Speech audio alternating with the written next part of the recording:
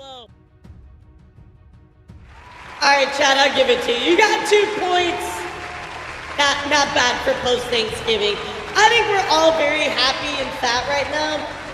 I ate way too much food. How about y'all? Hello, everybody. Good morning. Happy Black Friday. Where the deals that were 20% off last week are now 21% off today. Like, Black Friday is so stupid now. It's not like even any good, dude. Black Friday used to be the shit, and now it just sucks. Everybody agrees, right? Like, it's just not what it used to be, right, chat? It used to be so much better. Yeah, we do get the gamers on sale, though. We do get the gamers on sale. You know, it's funny. That's on my agenda to talk about today. Yeah, can you believe this? So, like, I remember when my mom and I, or like my dad and I would go to Black Friday, and like, it'd be like 70% off. Like, it was like good deals, and now it's just like, oh my God, remember it was 9% off the other day? Well, now it's 10% off today. Oh shit, guys. Everybody go to run each other over for Black Friday. It's so crazy, bro. Who's better, Toomsy or the subreddit art moderator? Oh God, that's some competition. What's up, guys? How are you? Happy Black Friday. Hello. Did you guys have a good Thanksgiving? How was your Thanksgiving, everybody? Yeah, I like Cyber Monday a lot more. I think Kay and I are looking at getting in a new PC for her. So I'm going to be checking out the Cyber Monday deals. Any Black Friday deals on channel points? Well, chat, let me tell you. I don't know if you know this, but chat, I got some great news for you. That is right, chat. For Black Friday this year, your favorite elf, am going to give you the greatest Black Friday. Why do I look like Lord Farquaad? I'm going to give you the greatest Black Friday deal of all time. Now, for the rest of stream, you will get 35% off subs! Yeah, baby! 35% off subs. As long as you get 5 or more. That's right, chat. You're getting a really great Black Friday special deal. Not only do you get a discount, but you can have more time to the timer. Wow, isn't that amazing, chat? What a great deal. Why would you do this to me? Why would you do this to me, bro? I'm giving you a Black Friday deal. Aren't you happy, people? I am the stone that is approaching, provoking, having a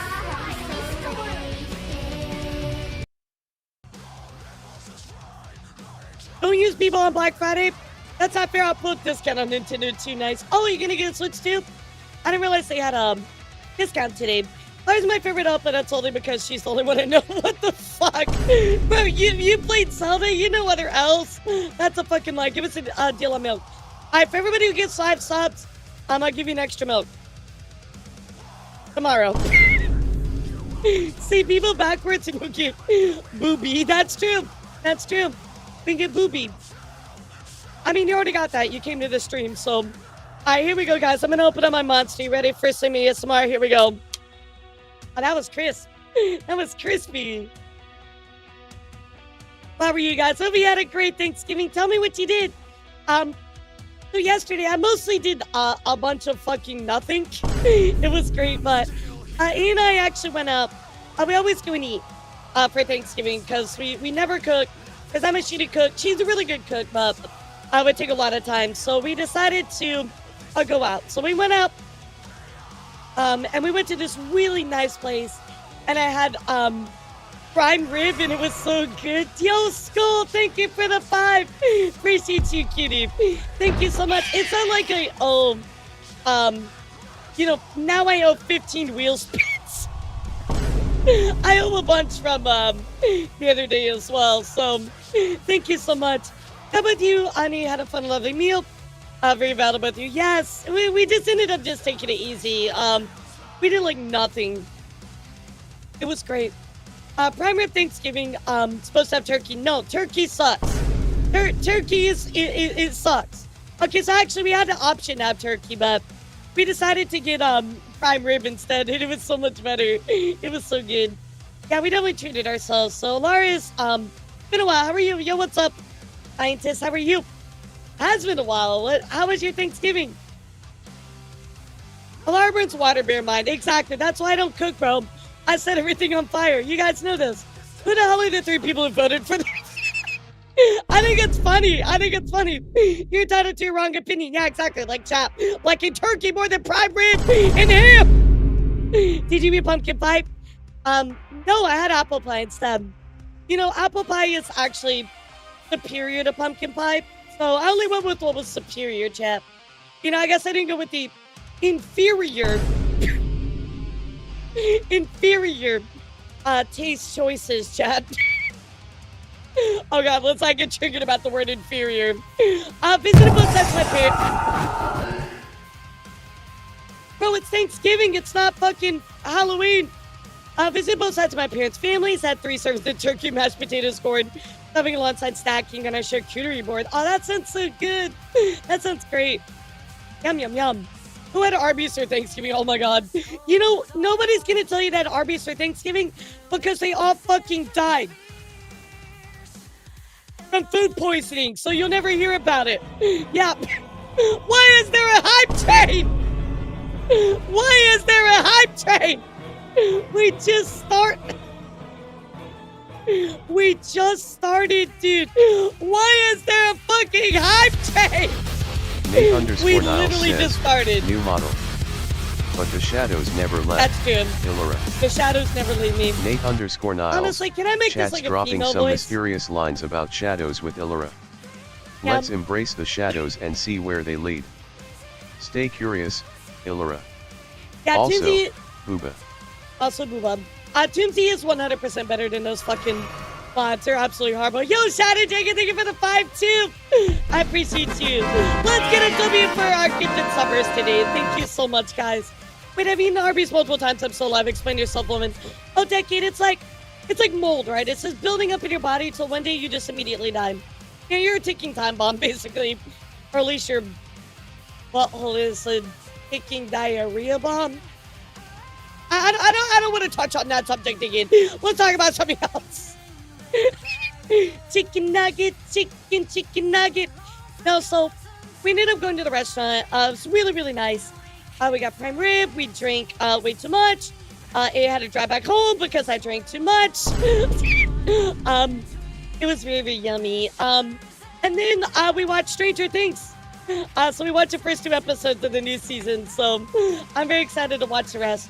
I didn't get drunk. I just was not in the state to drive safely. So I did not drive because I was a little buzzed. So thank you very much. I'm allowed to drink if I want to. Then shut the fuck up. You're supposed to drink on Thanksgiving, guys. What you're supposed to do on holidays. You're supposed to drink. Beer flavored alarm milk? Ew, that sounds disgusting. What? Why would you mix my pure, lovely, So Arby's delicious is milk? Scarlet Rot? Yeah, Scarlet Rot. Why would you mix my perfectly delicious milk with beer? What is wrong with you? I don't drink because I tend to get straight to hangover. I'll see, like, I don't have much of a tolerance, but I'm definitely not as much of a lightweight as Ia. If Ia has like one drink, she's like she's just out of it, bro. So normally I drink a little bit more, and she drives. It depends. Sometimes I can drink a few drinks and still drive us around, but yeah, yesterday, no, I wasn't having it. It was too much for me, so I drank way too many drinks. But it's really good. They had a thing that was called Time Lemon Drop. So it was like a lemon drop. And it had like sugar on the rim, and then it had like actual like thyme in the drink. Oh my god, it was so good. It was like kind of like herbaceous, but it had the lemon to like offset it. Oh my god, it was so yummy. I loved it so much. But we had a great Thanksgiving, and I hope you guys did too. In case you missed my Discord message, thank you all. I'm always so thankful for you guys and my R army. Without you all, we would not have subathon 346 days. So thank you all so much, guys. False in the ceiling behind you. Oh shit, my back. Hey, you with the beautiful hair. What's the skeleton's favorite snack? Spare ribs! Pokemon Thanksgiving. Oh my god, Ian. I don't know if everybody saw that picture. I should probably bring that up. That was diabolical watching you draw that. That was absolutely diabolical watching you draw that. That's evil. It's evil. Bro, you killed all the Pokemon. Like, I'm gonna show chat. I'm gonna show chat here in a minute. Did you know that there's a lizard that can walk on water? I've seen that. Yeah, I've seen that. I think they put that lizard inside Zootopia 2 as well. Yeah, spare ribs. That's the meme from TikTok. You guys remember that? Where he's got the skeleton, he's like screaming spare ribs. Oh my god. But what did you guys have for Thanksgiving? Yeah, what did you eat? Like I said, we had apple pie. Well, we had like a breakfast, right? AMA breakfast. We had like sausage, eggs, biscuits, and then we had, of course, our Thanksgiving dinner, which was great. So hopefully you got very fat and happy like I did. I ate way too much. Had steak and fish. Oh, that sounds so good. Ham, hell yeah. Not as evil as extra salt on ham. Yeah, that's true. He is out here absolutely ruling it with the fucking salted ham. Like, what is wrong with you? Bread, yes. All you need is bread, dude. Forget the rest of the meal. Just give me like a bunch of carbs and I'll be happy. Bacon fries. Oh, that sounds so good. Dark turkey and ham. Nice. Just passing by from your friendly neighborhood skeleton. All right, have a good one, kitty. See you around. Hope you had a good Thanksgiving. We relaxed too. We really didn't do much at all. We just we chilled out. I did a little bit of work yesterday, just a little bit. And then we had breakfast. We hung out. We had dinner, and then we went and watched Stranger Things, the new episode. So pretty uneventful, but it was good. Well, I know you might, who am I kidding? You loathe Arby's. There's a restaurant that will make Arby's feel like a good option by comparison. Look at Rack's roast beef. Okay, I'm sure it's probably better. Gotta be honest. Thank you so much for the hype train, y'all. Appreciate you. I owe you 14 wheel spins from the other day, so I gotta do 16 today. So I'll give that all to you here in a bit. I have a question, like, can you describe what cooked turkey tastes like? It tastes like drier chicken with like, if they brine it well, it tastes like saltier, citrusy chicken that's drier. Like, I don't ever think you can make turkey as moist as chicken. Like, I don't think you can.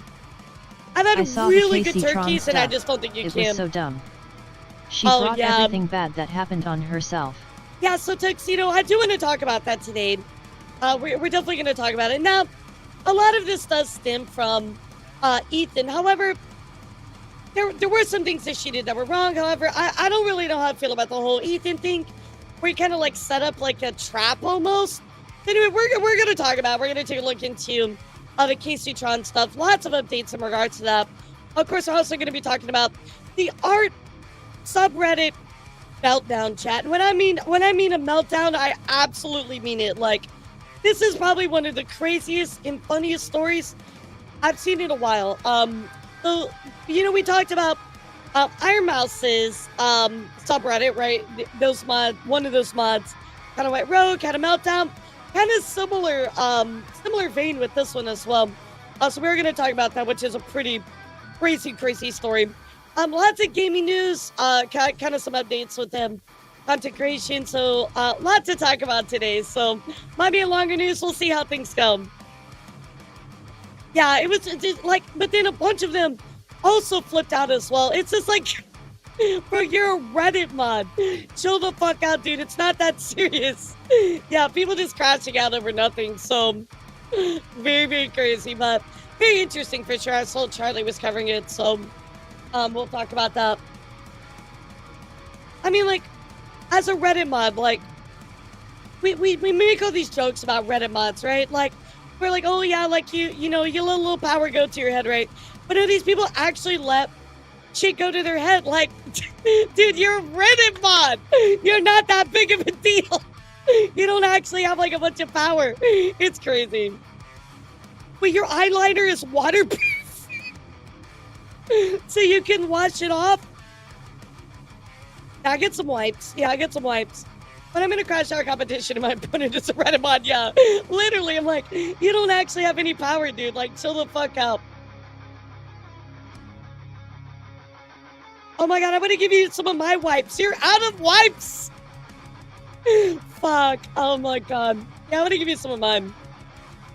Big subreddit usually have terrible mods. That's true. That's true.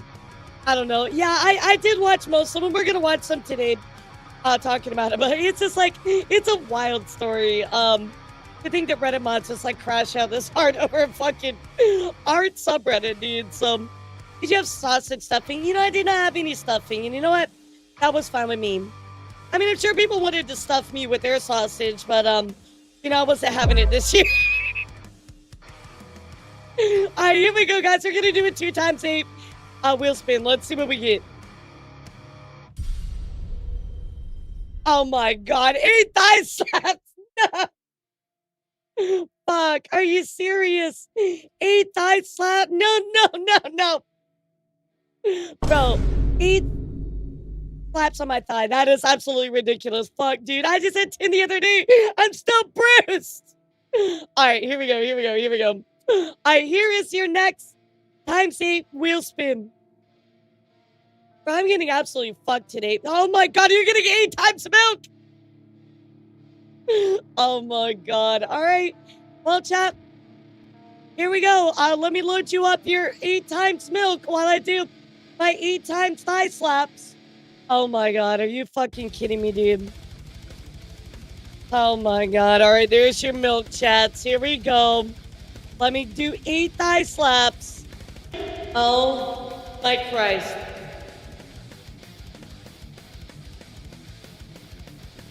Alright, chat. Here we go. Oh my god. 8 thigh slaps. Here we go. Oh!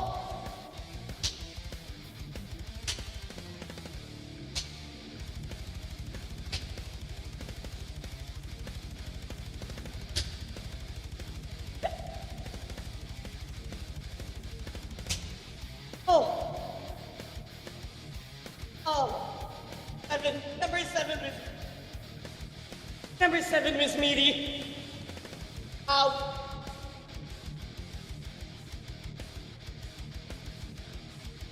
Oh god, number 7 was very meaty, bro. That is definitely gonna leave a mark.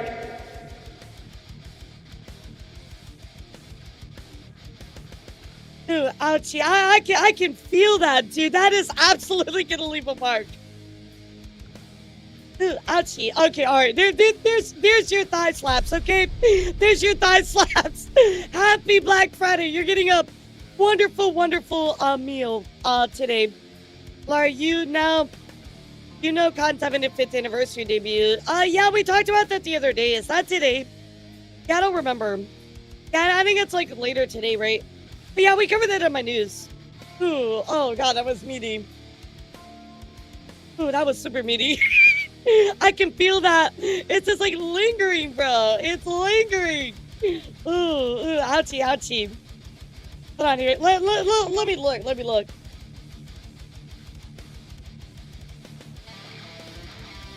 Oh yeah, no, I have a big old handprint. I have a giant handprint. Yeah, Globee shutting down as well. We really got to look at that. Really crazy news these past couple days. So we have Globee shutting down.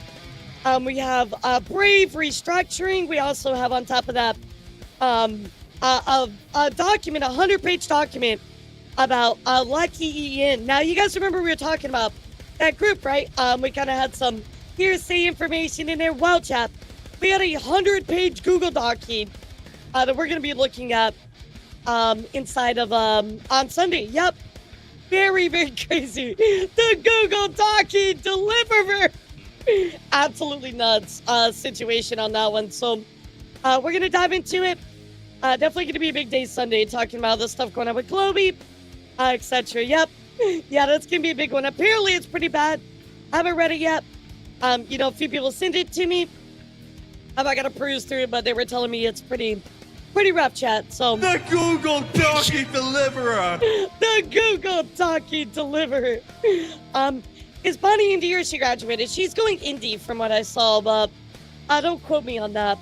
I'm pretty sure she's going indie from what I saw, but again, let me get all my news together. I'll let you know on Sunday for sure. So, speaking of Sunday chat, I gotta tell you all, this coming week is going to be absolutely fucking nuts, chat. It is going to be an insane week.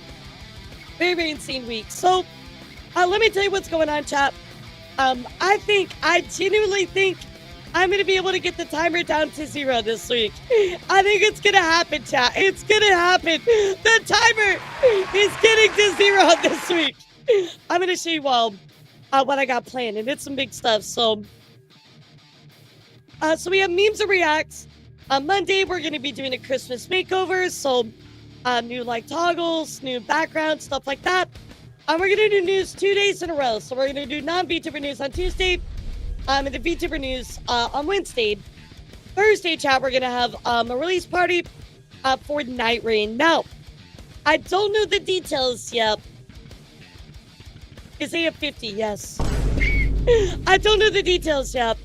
But apparently Bandai Namco is planning something.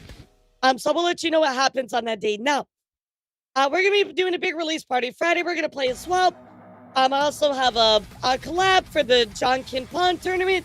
That's going to be awesome. Saturday, we are going to be doing a Night Rain release party.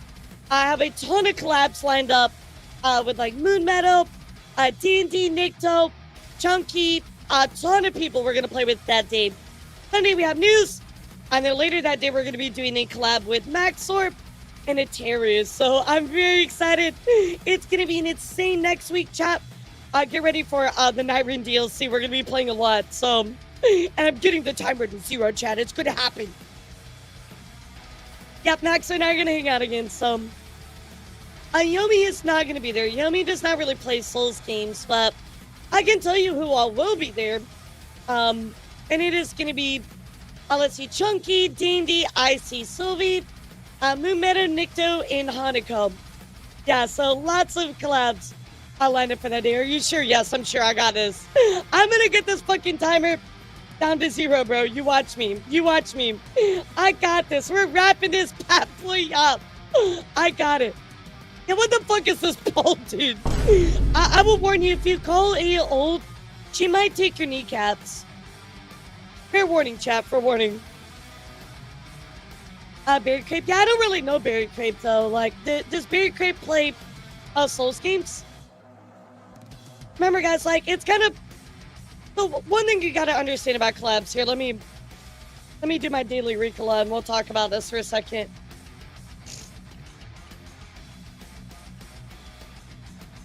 Yeah, we are getting pretty close. I need new kneecaps anyway. So that's a walk. So, what, guys, I'm not gonna collab with people that I don't really know. If you want me to collab with a specific person, well, I kind of need to know them a little bit. I just don't like randomly collab with like a bunch of random people. Oh shit, tea time. No, but like, it's like bigger creators. Like, you guys gotta remember that. So, I know a lot of people like are like, oh, like, why don't you collab with this person? But like, guys, like, if I don't know them, I'm not just gonna randomly collab with them. That's not really how I like to function. Like, I want to create good content together. So if we don't vibe, probably not gonna be the best, right? So, I don't really know Berry Crepe. If she does, you know, soul stuff, that's cool. Maybe we can meet someday. But yeah, kind of like, if you want to recommend collabs, like, there's got to be a vibe check first. So I've hung out with Tiffany before. Yeah, I've hung out with Tiffany before, but just wishful thinking. I'm aware possibly we don't know each other. I mean, do they play Souls games, or are they just like, I mean, I know we both react to stuff, so maybe I should follow them on Twitter.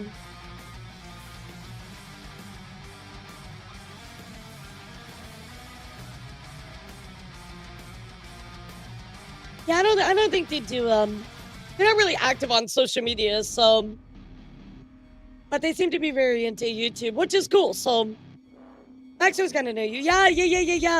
Maxer and I have been kind of getting to know each other better, which is really cool. So, but yeah, Maxer is really chill. I really enjoy his energy. He's very just kind of like go with the flow. Yep. Yeah, Nikto will be there Saturday. So again, on the list for Saturday is Nikto, Moon Meadow, Hanako, D&D, and Chunky. But we will be playing with Eteru and Maxor coming up on that Sunday. So lots of great collabs. Also be playing on Night Rain with Kobe and Appy later in December as well. So trust me, guys, I got plenty of good Night Rain collab lined up. So, but I will be gone for a few days. So maybe we'll kill the subathon before I doubt it, but we'll try. I'll try my best. So can we get F in chat for Shy Lily? What's wrong with Shy Lily? Yeah, what's wrong with Shy Lily? Bro, Shy Lily's just been chilling. Like, can we force her to soul link with me? No.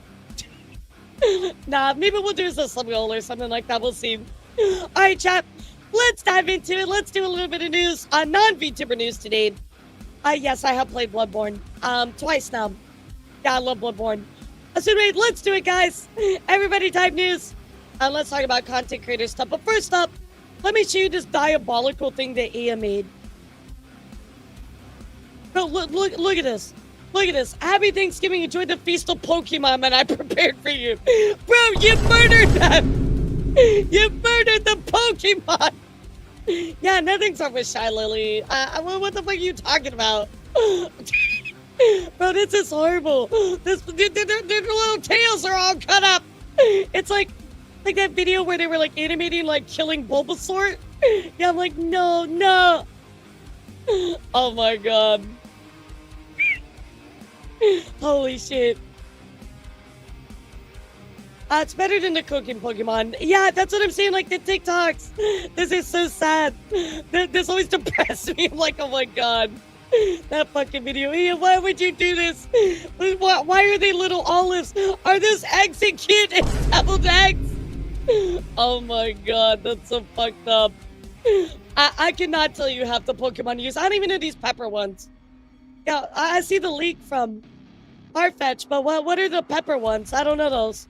Are those new? Like, god, that's horrible. So chat, let's talk a little bit of content creator news. So first up, I do want to talk about the Macy's Thanksgiving Day Parade. In case you missed it like I did, here's a little bit of a recap of what happened. This annual tradition, the Macy's Thanksgiving Day Parade, stepped off in the streets of New York City for the 99th year. Colorful floats, lots of balloons, thousands of people packing the streets today. Lee Waldman was a part of the crowd this morning and shared some highlights. Okay, gotcha. Dozens of I don't even think I know that one. The streets of Manhattan's Upper West Side. The fucking Labubu's. I love Macy's Day Parade. Many of the familiar balloon favorites like Marshall, the Dalmatian from Paw Patrol, and Dora I do the like the Explorer Shrek one. are joined by new Yeah, the friends Shrek one looks like good. Buzz Lightyear. No, I'm not getting a Labubu model. Stop asking Pac-Man me. and Mario. I do like Pac-Man Creative now. new floats were on display along Central Park, giant Labubus, and a Demogorgon from the Upside The fucking Down Labubus. delighted the crowds. The parade is just such a great part of New York, and it's such a great part of history. It's the greatest show on earth, and we're that's just why I so never lucky played that one, to Sleepy. be part of it. April Rubenstone raced to the front of the viewing line, eager to keep the decades-long tradition going. It doesn't matter what age you are, it's for everybody. For others, seeing the parade is a once-in-a-lifetime opportunity they couldn't wait to take part in. Growing up, seeing this on television. What about a Shrek model? Okay, you know what? 1,000 gifted subs, I'll get you a Shrek model. Okay, I got you. Always wish to come and see one live, so this is definitely on my bucket list and pressing it out. I've wanted to do it for 25 years to come and watch them blow up the fucking Shrek model. I cannot believe y'all. While A everyone Shrek has something model. unique they're eager to see in the parade, one common thread connects them all. I'm thankful for my family and my 90-year-old mother. Thankful for our family and for everyone's Yeah, the Pac-Man one This is looks our first great. Thanksgiving as a I love family that of one. 4.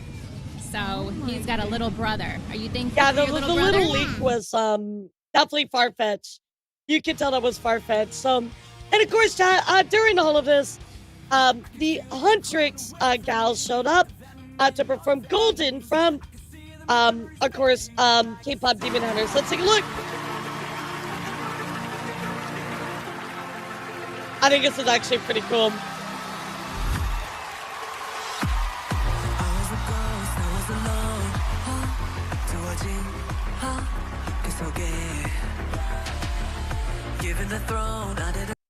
Every time I listen to this, all I can hear her say is, "You're so gay," and I'm like, yes, I am.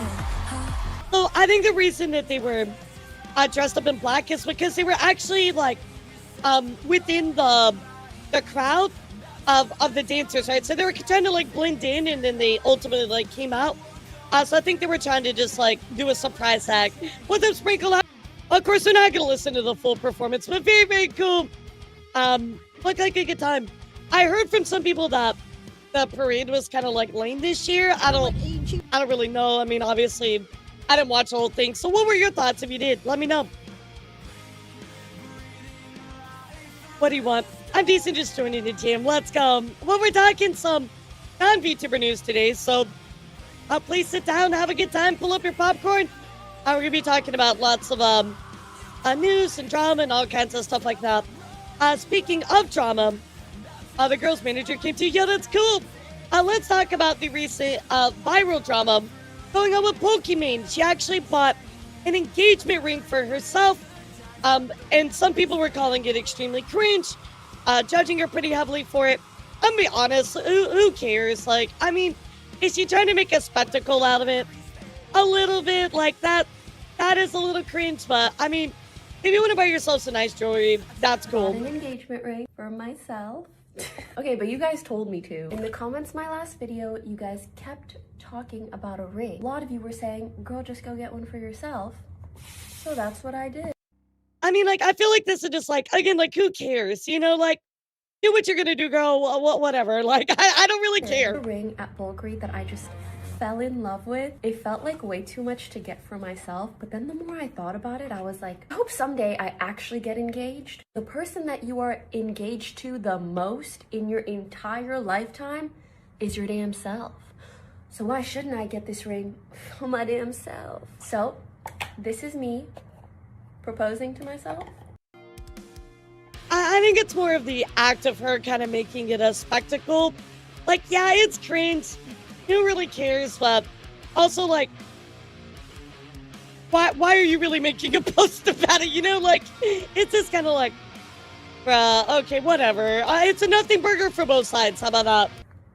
Yeah, nobody cares. Damn! Look at Yeah. the gorgeous diamonds. And the packaging is beautiful, the way that it contrasts. You know when jewelry is so pretty, you want to eat it? Is that just me? Like, it's so delectable. Yeah, I mean, I guess it's content, like, for the rest of my life. Well, yes, I've no choice, but yes, I'm gonna have the opportunity to gift my husband the sickest engagement ring for men that there ever was, and I can. I think it's a little bit cringe. I'll say that. I mean, like, gift giving. I'm all about self-appreciation and, you know, looking a lot of introspection and improving yourself. I love that, right? But this is just kind of like, I mean, who cares? Like, if you're happy, that's great. It's just like, why? But okay, whatever. But so anyway, of course, a lot of people are saying like, yeah, you know, example, 1035 of hot people doing cringy things, just like me engaged with my right arm. Yo, why is this kind of sad? So like, ultimately, a lot of people were saying some pretty negative things. I mean, I'm gonna be honest. Who cares? Dressed as Satan proposing to herself. I mean, obviously, that's an extreme take. Adding more things to the internet, why people don't like. I mean, like, who really cares, you know? Who really cares? So, I miss when streaming goes back games and not Polish drama talking. I mean, peak narcissism. So you see, people were just being kind of like extra about it. Who cares, dude? Just like, this is the epitome of, you see this on Twitter, and you just scroll past it, you know? Like, I suspect it's a deception to hide a real relationship status. Have a convenient excuse to wear a ring. That's just my tinfoil. Yeah, I don't know about all that, Pharaoh, but I mean, could be true. I can't disprove you, but you know, you can't prove it either. So I don't know. It's cringe to me, but like, this is the epitome of just keep scrolling, you know. So that's what's been going on. Well, Pokimane chat. In other news, however, let's go check in with Sabrina Carpenter. Crazy enough, guys, Sabrina Carpenter arrested Miss Piggy on the final my night dad's GF of her came tour. by, saw you on screen, and has a conniption about your avatar and how you are, quote, setting women's rights back or something. What? I can't even make this up. I'm laughing so hard. Thanks for sharing, I guess. Like, anyway, let's take a look here because, yes, Sabrina Carpenter arrested Miss Piggy on the last day of her concert. Yeah, thanks for the info, I guess, Shrek. Excuse me. What is your name?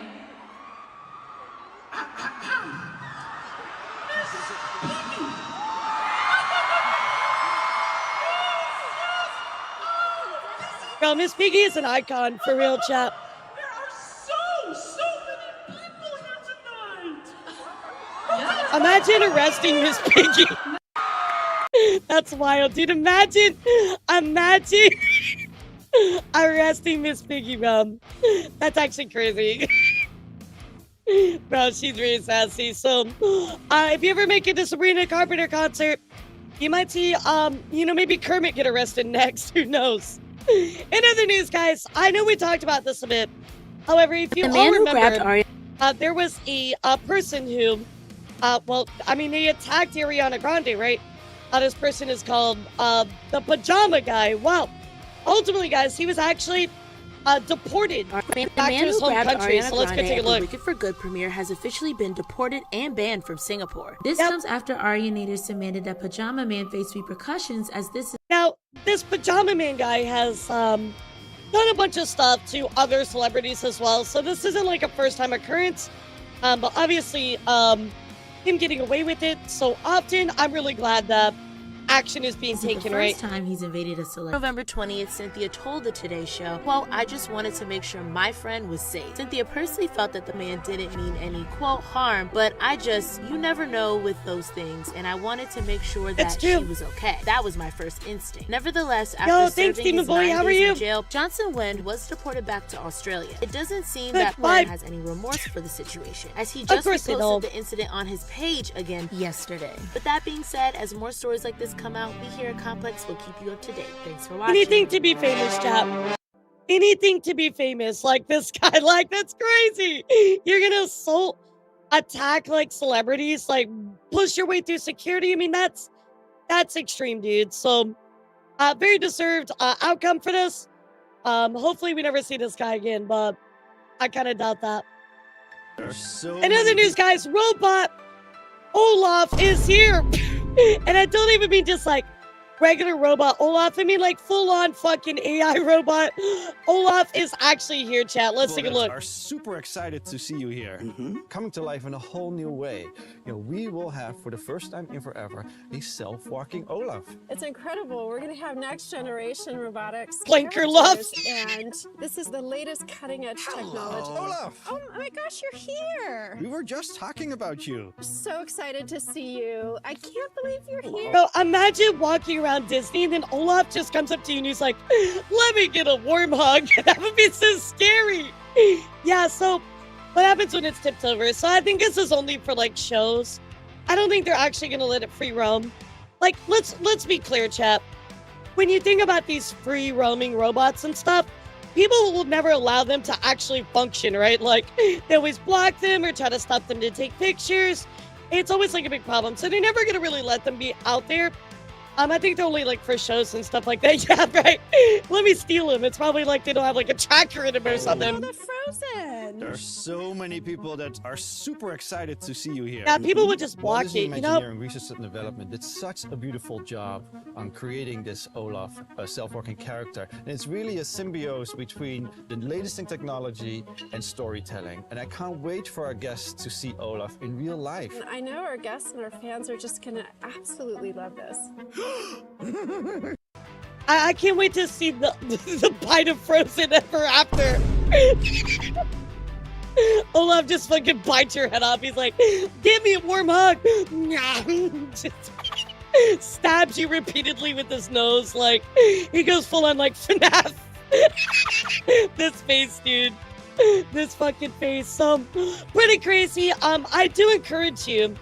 I know it's a very long video, but if you've not checked it out, please go check out Defunctland. He just released a very long video talking about the Living Character Initiative. It's really, really good. I've heard of warm hugs, but have you heard of warm blood? That's wild, dude. So, a very interesting development with Disney, of course, chat. In other news, I know we talked about Nina Lynn quite a bit, chat. Obviously, with her getting banned, getting unbanned. literally sexually assaulting people on stream. Well, chat, now we're at a point where she actually, of course, is doing this IRL streaming like she always does. And her mom is like, hey, what the fuck? You're cursing in front of my 13-year-old daughter. So, of course, it's never over for her, right? But I feel like, unfortunately, with IRL streaming, it's become a very, very, like, nuisance thing, right? A lot of people are being a nuisance in public, causing issues. And this is where we're at as well. So anyway, let's take a look. So we call on Wednesday. Oh, ma'am. Damn. Oh. And the language that you're using in front of a 13-year-old, I don't appreciate. This is a public space. I'm gonna let you know that right now, man. This is a public space, you know. So well, it's a public space. So even though it's just because it's a public space doesn't mean you get to do whatever the fuck you want. It doesn't work that way, dude.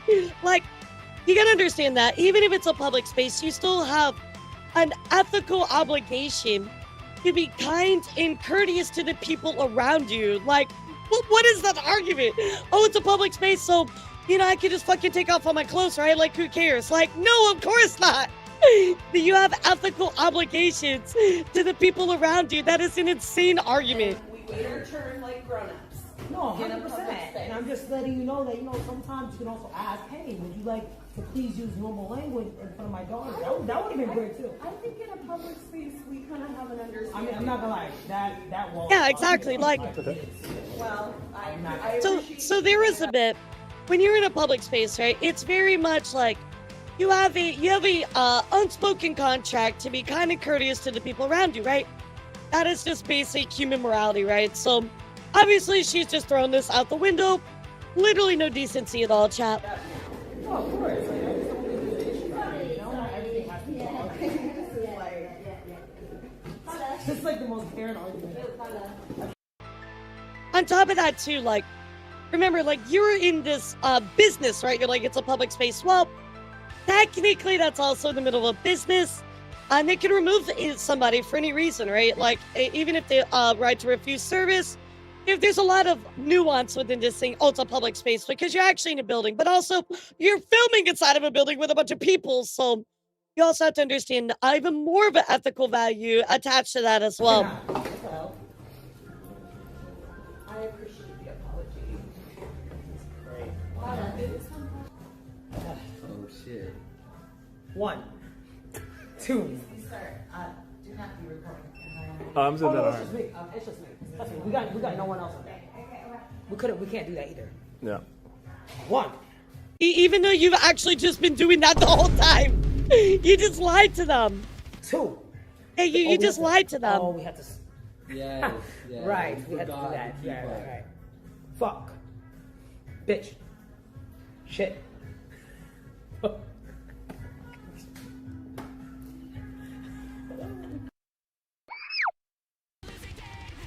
Absolutely gross person, man. I mean, like, I don't want to block you. It's seriously, like, absolutely disgusting, right?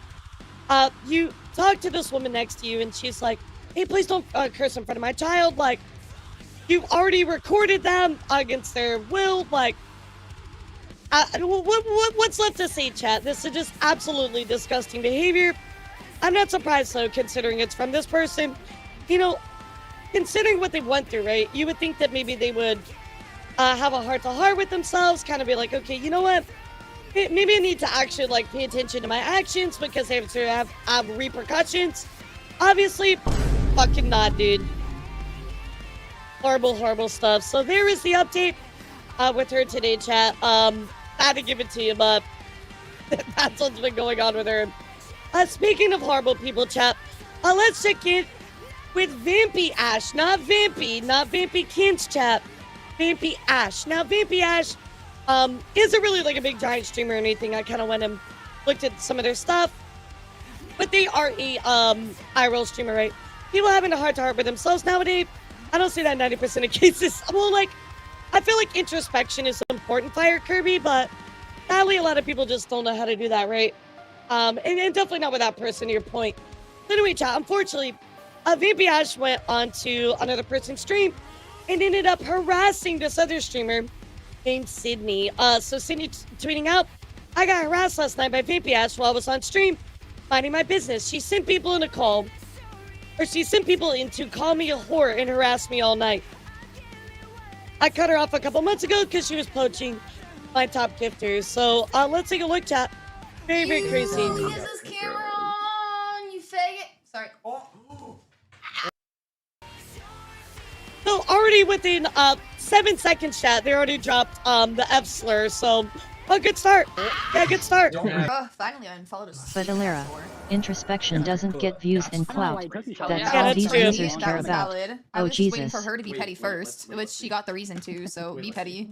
Cause what? Dude, how many subs? How many subs does she have tonight to be that petty? She literally came up on my 626. So fucking let's be petty. thing on Twitch. You dumb fuck. Ew. Can you unfollow? Dude, she came up on my chat. And I mean, this is like straight harassment, right? You're talking about another streamer in a really bad light. You're calling them names. You're like making bets on harassing them. I mean, this is just deplorable behavior, chat. Just comment on her Twitch and get yourself banned. Yeah, this is just a Comment on crime her at Twitch, this call her point. a whore and get her banned. Get yourself I'm banned. not gonna fucking do that. I would don't purposely want get that myself look on banned. my account on Twitch. I'd purposely get myself banned from her account. Well, I'm not gonna call Fuck her a her. fucking whore. Am I'd I call her a allowed to do whore. that? Do it, you won't. Yeah, do it right You now. won't? Wait. Give me a second. Call her. You Yeah, won't? do it right now. You won't, pussy. Right now. You won't, pussy. Call her. You won't, pussy. You won't, pussy. Do it. Type it in her chat I'll right do it now. on Come on. Twitch. Yeah, do You it. won't, pussy. No, do it right now. On Twitch. Let's go. Yeah, you won't, pussy. Buffalo. She looks like a fucking Literally, blue buffalo. literally goading people on to go and harass somebody else. I think I could do this. Oh my lord. Can I say it? It's my 20 sub and month sub anniversary. Can I say it? US Eastern Central Mountain. Did you do it? No. You weren't even looking because Ash is fucking not. You dumb. Fuck you. I fucking tried to. Click it. Click it. I was I'm missing banned. something. Oh. It was so fast. Yeah, she shotgunned a Twisted Tea. I just heard what you said. By the way, she did shotgun a Twisted Tea. That's a good point, Walk. I didn't notice that till now. She literally shotgunned a Twisted Tea. What a badass. That's crazy. So, obviously, this situation is absolutely deplorable, right? Well, in a rare W for Twitch, they did actually decide to take action, and ultimately, twitch.tv/VampiAsh, they did decide to ban her. So I don't know if this is permanent or not, but she is, as of now, banned. This happened back on the 22nd. That's been 6 days, so she at least got a week, hopefully permanently. Yeah, very rare W. Absolutely crazy. Absolutely crazy. So, bro, I'm sorry. I just don't check my Twitch notifications. I never check them. So anyway, chat, that's what happened recently with a creator named Vampy Ash. Another news, guys. If you remember, Sam Pepper was actually unbanned recently on Kick. Well, he was actually definitely banned again. If you remember, this was the person we watched the video of, where they shot a firework in India at a child that resulted in them losing one of their eyes. They were blinded in one eye because of Sam Pepper. So I'm glad that Kick is at least permanently banning him. I don't know why he got unbanned, but they did take action to ultimately ban him. So I think that is great. But this guy is absolutely horrible. Already had like a lot of problems on other platforms. Hey, Ozzy, thank you so much for 2 months. How you doing, cutie? Yeah, absolutely crazy. So, I think he left the country so he couldn't be prosecuted. In other news, guys, the EU Parliament has called for a ban on social media access for under 16s without parental consent. Hell yeah. We love to see this. Hell yeah. This is exactly what we need, guys. Members have requested that age verification mechanisms be enforced. We need to have this everywhere in the world. Everybody under 16 does not need to have access to social media. Like, this is what we need. This is a huge W for EU. Considering all the horrible stuff that has been rolling out in the UK with age verification, stuff like that, This is kind of a rare W, I think. So, very good, very good. In other news, guys, crazy chargeback here, coming from Light Edits. Light said he had a viewer who leaked his number on stream, thinking it was funny, so he banned him and then refunded all his subs. Chat up for Twitch for allowing this. So, again, chat, this person doxed them and then decided to refund all of their subs, almost $1,300. I mean, holy fucking shit, dude. That is crazy. Why is Twitch not have something set up to prevent this from happening? Because this is honestly unacceptable. If anybody ever did a chargeback on subs, I have stuff in place with my rules that I'll be able to fight this, but I truly and honestly believe Twitch should not allow a refund on subs ever, at all. And sadly, this happens more and more, P. Falcon. It's really, really disturbing that people are able to get away with this. So, here is this person's account, by the way. We should maybe look out for them bots. And here it is. He literally said he was going to do it. And he did it. Absolutely crazy because he ended up doxing them. So, be careful out there, chat. Again, there's that account. You might want to be on the lookout for him. Very disgusting. Very horrible. In other news, guys, at least some better news. GamerSupps has actually been nominated for Best Brand of the Year for, under the Streamer Awards. So, go and give them some love. We love GamerSupps so much. By the way, shameless plug. Today is Black Friday. If you want 20% off your purchase today, chat, you can use my code elara. You'll get 20% off your GamerSupps. Today is a great day to buy. And again, if you use my code, you get a little extra off, which is really cool. So, I'm going to go vote for GamerSupps. We love them. They keep me very fueled for the whole subathon. They're a big reason why I've been able to go on more and more. I wouldn't be able to do it without GamerSupps. So, big thank you to them. Another news, guys. Queso goes off on a viewer telling him to use ChatGPT instead of Google. Chat, I gotta be real. I never use ChatGPT for like anything, so I like never use it for anything. But Queso kind of with the W here. Let's listen to what he has to say. Oh no, you lost your stream streak. I did a double stream on Wednesday. That might be why. What does Goober just say? Ask ChatGPT, it's better. Man, take me back 10 years, I swear. Bro, just go to Google or something, cuh.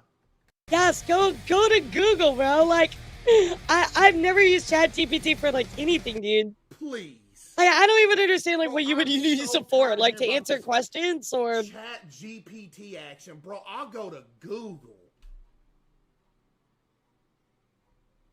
Dude, I don't know, bro. I just don't. I'm telling y'all. Just go to Google like a real man.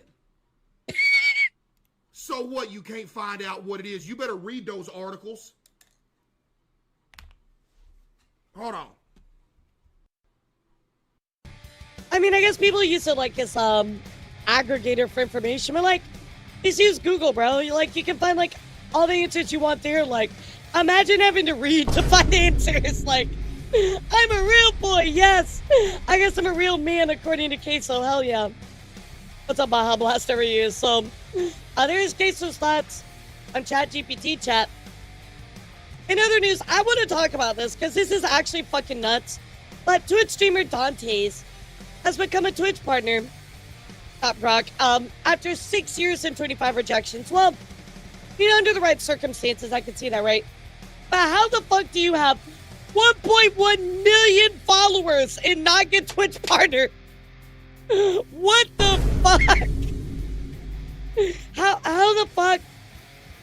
the fuck does it even happen, dude? Like, 1 million followers and you don't have an average of 75? Nah, there's no way, bro. I don't believe that for a second. You know, we should go and look, actually. Is this his account? But he's got like server play buttons, like, hold on, let's go look here. 25 rejections, chat. Hold on, Dantes. Let me make sure it's him.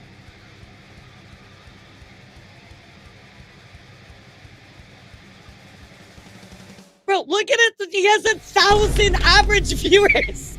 What do you mean he's a Twitch partner? Hold on, let's go back. Bro, look at this. Look at all his averages. I mean, even when he started, he didn't have a lot.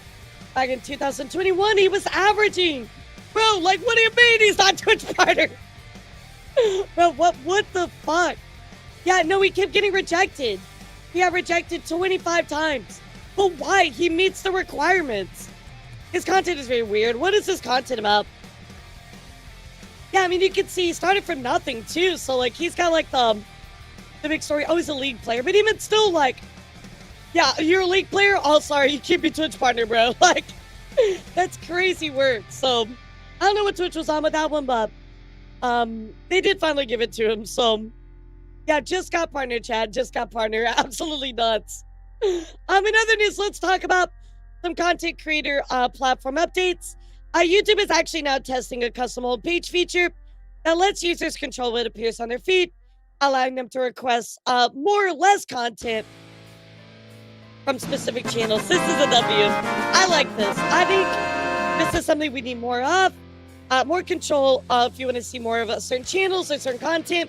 This is great. And I have a lot of channels I don't like. So this is good for me because I want to be like, yeah, I want to see less of that. So this is actually a pretty good W.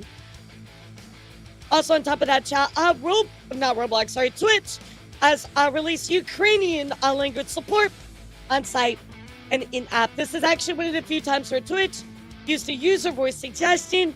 Was the most upvoted Twitch user voice suggestion of all time and actually implemented it. So it does show that user voice can make a difference. I do encourage all of you to use it, upvote those, as it is a great way to give feedback to Twitch, and we need that more than ever now. Twitch did announce that it will be donating $100,000 to Take Back the Night charity. I remember with Imru, they decided to fulfill her wants after the assault that happened to her on TwitchCon, and they did finally decide to announce who they're donating that to.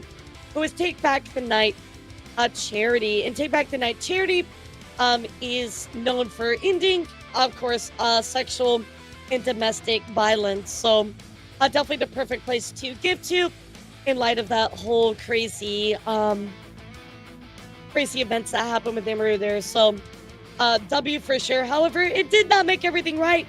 But again, I think it's a solid step forward addressing the controversy behind all that. In other news, guys, Zach actually dropping some new numbers behind partners. If you guys remember, Twitch actually made some adjustments to partnership, and it does look like now those changes have made it easier to achieve partners. So let's take a look at the numbers. Since changing the partner requirements a month ago, about 770 streamers have become partners. This is a 20% increase in new partners per month compared to the monthly average from the last year. 640/month. A 20% increase in partnership. At the same time, about 6% fewer streamers are going live compared to this time last year, and there are roughly 19% fewer viewers overall.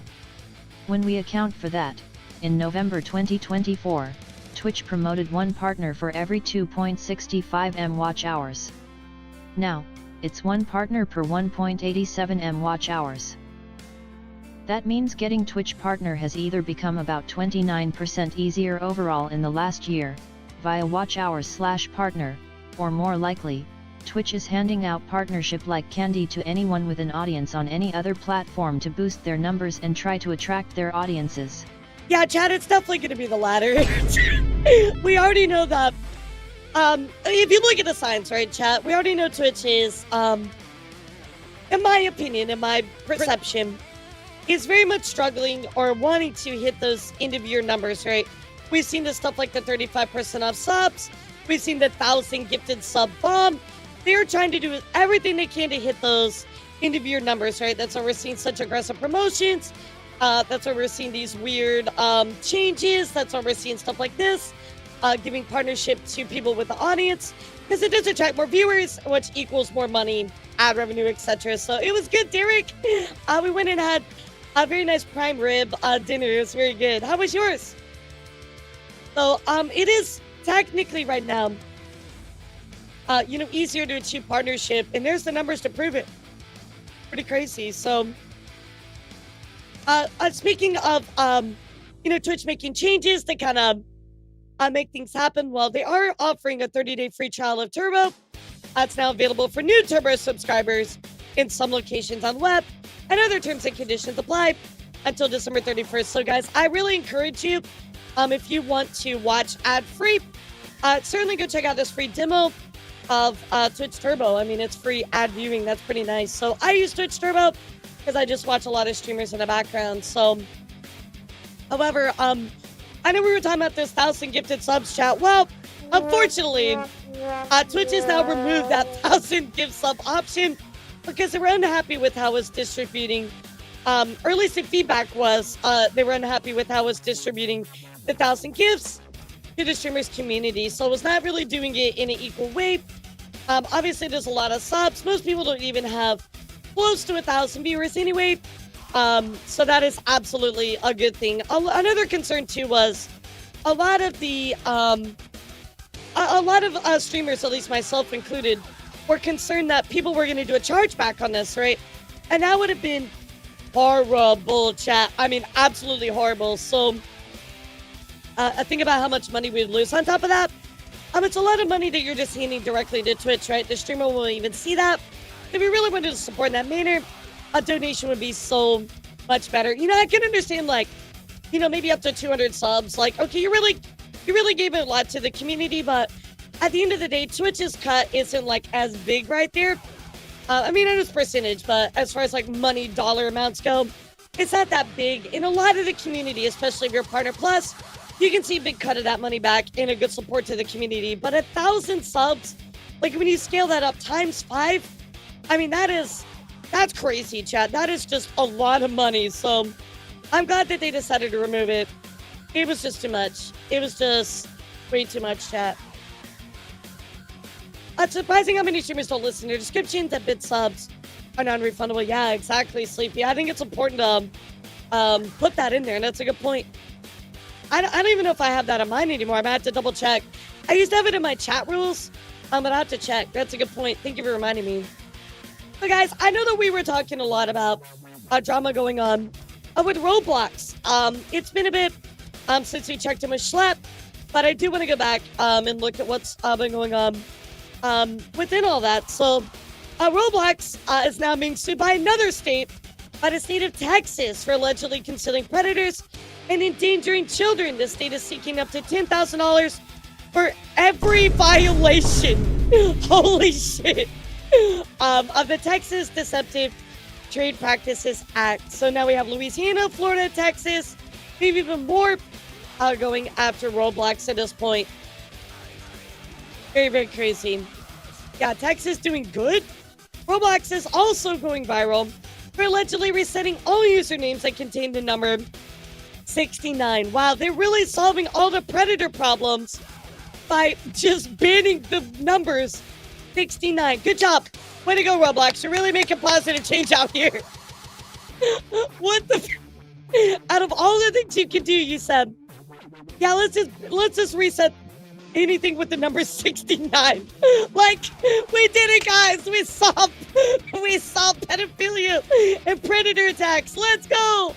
Like, what the fuck is this, dude? So, I do want to talk about, though, something really crazy that actually happened. Schlep released a video, and Roblox actually contacted him, chat. That is right. Roblox did actually contact Schlep. Reached out to him after sending him that cease and desist, and they tried to welcome him back after banning him and threatening legal action. Of course, Schlep is having none of that. He's like, yeah, bro, what the fuck ever, bub. They did try to reach out and try to make things right. But again, it's kind of like, it's too late, right? Schlep already said it's like a PR move. Roblox ignored his lawyers while continuing to misrepresent him in public, which is true, right? They did try to reach out with lawyers. We have Chris Hansen on it as well. Pretty crazy situation all around. So now Roblox is deciding to prepare to use a mandatory facial age estimation to block children from chatting with adult strangers. All players will be grouped by age, allowed to communicate only within their age bracket or adjacent ones. I mean, like, at least this is a positive change. I mean, I'm glad to see they are trying to do something. But again, this is obviously very invasive for privacy reasons as well. It's something, but is it the right thing? I can't really say, right? I know a lot of people are going to be concerned about privacy.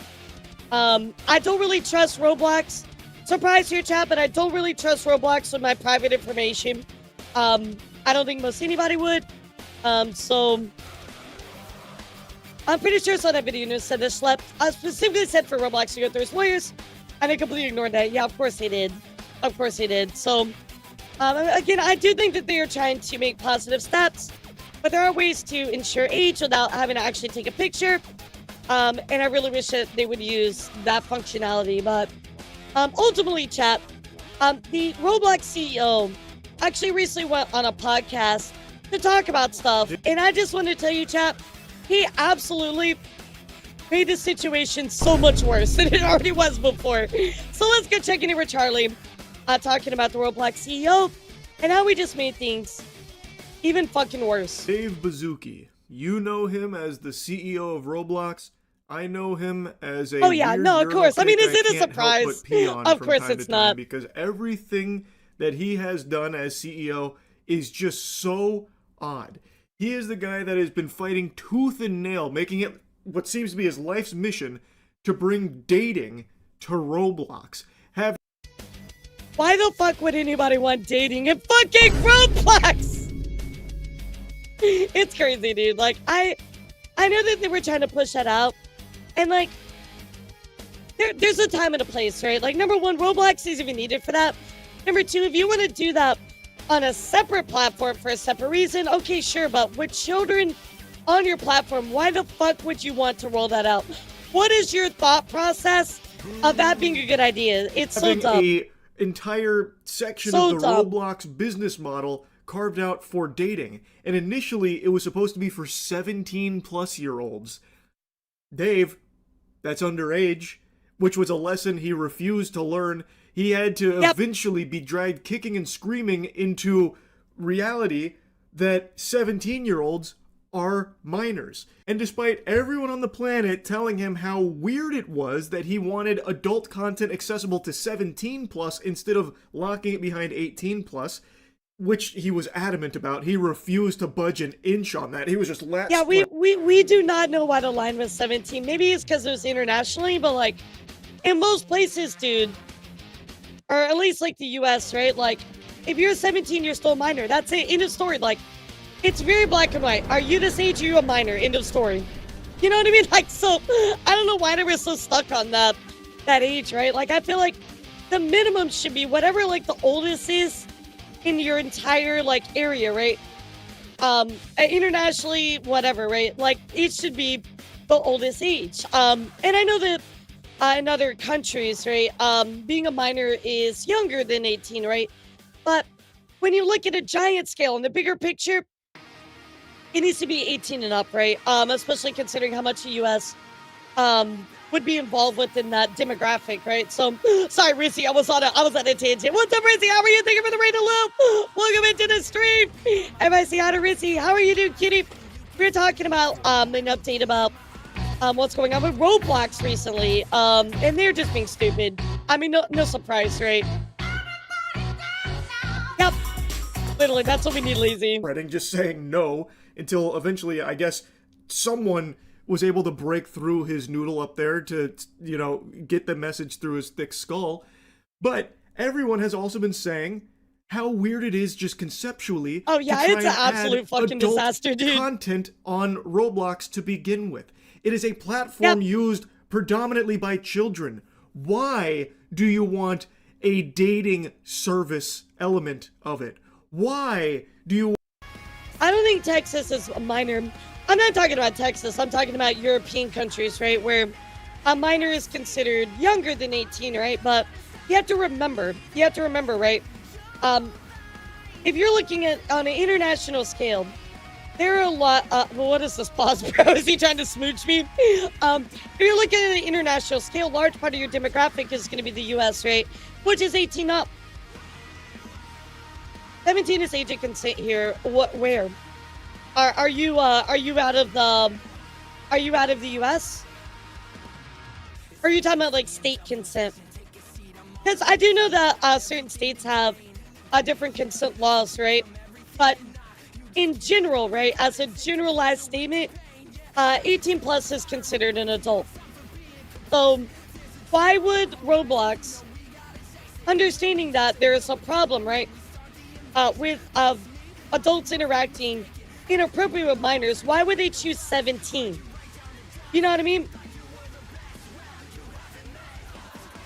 Exactly. Like, the 18 plus is the adult age, right? Like, that is the age for across, like, the generalized statement, right? And we're even talking about something that's like, you're trying to be like nuanced in something that doesn't require nuance, right? Like, you're just pulling you're pulling the conversation away from the situation, right? We're not here to discuss state-specific rules.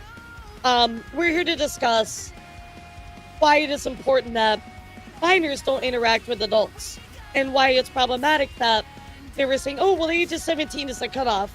I still don't think 18 is old enough, but it's probably the best place to be regulated out. Yeah, exactly. I mean, we could sit here and discuss each state individually, but I'm not here to do that, right? Like, 18 plus is considered, as a generalized statement, the legal age of adulthood, and then obviously 21 is for alcohol, etc., right? So, why would the CEO decide that 17 was the appropriate age? Yeah, exactly. Like, that's what I'm saying. The demographic of Roblox altogether, a large amount of it is going to be from the United States. So why would you not take a majority of that and go, you know what? That's part of our demographic. We should pick the oldest age to apply to everybody, right? Otherwise, you're going to have to apply it differently within different countries, etc., right? So why would you just not make it 18 like that? You know what I mean? Like, if you think about it logically, why would it not be 18? Like, it just makes no sense.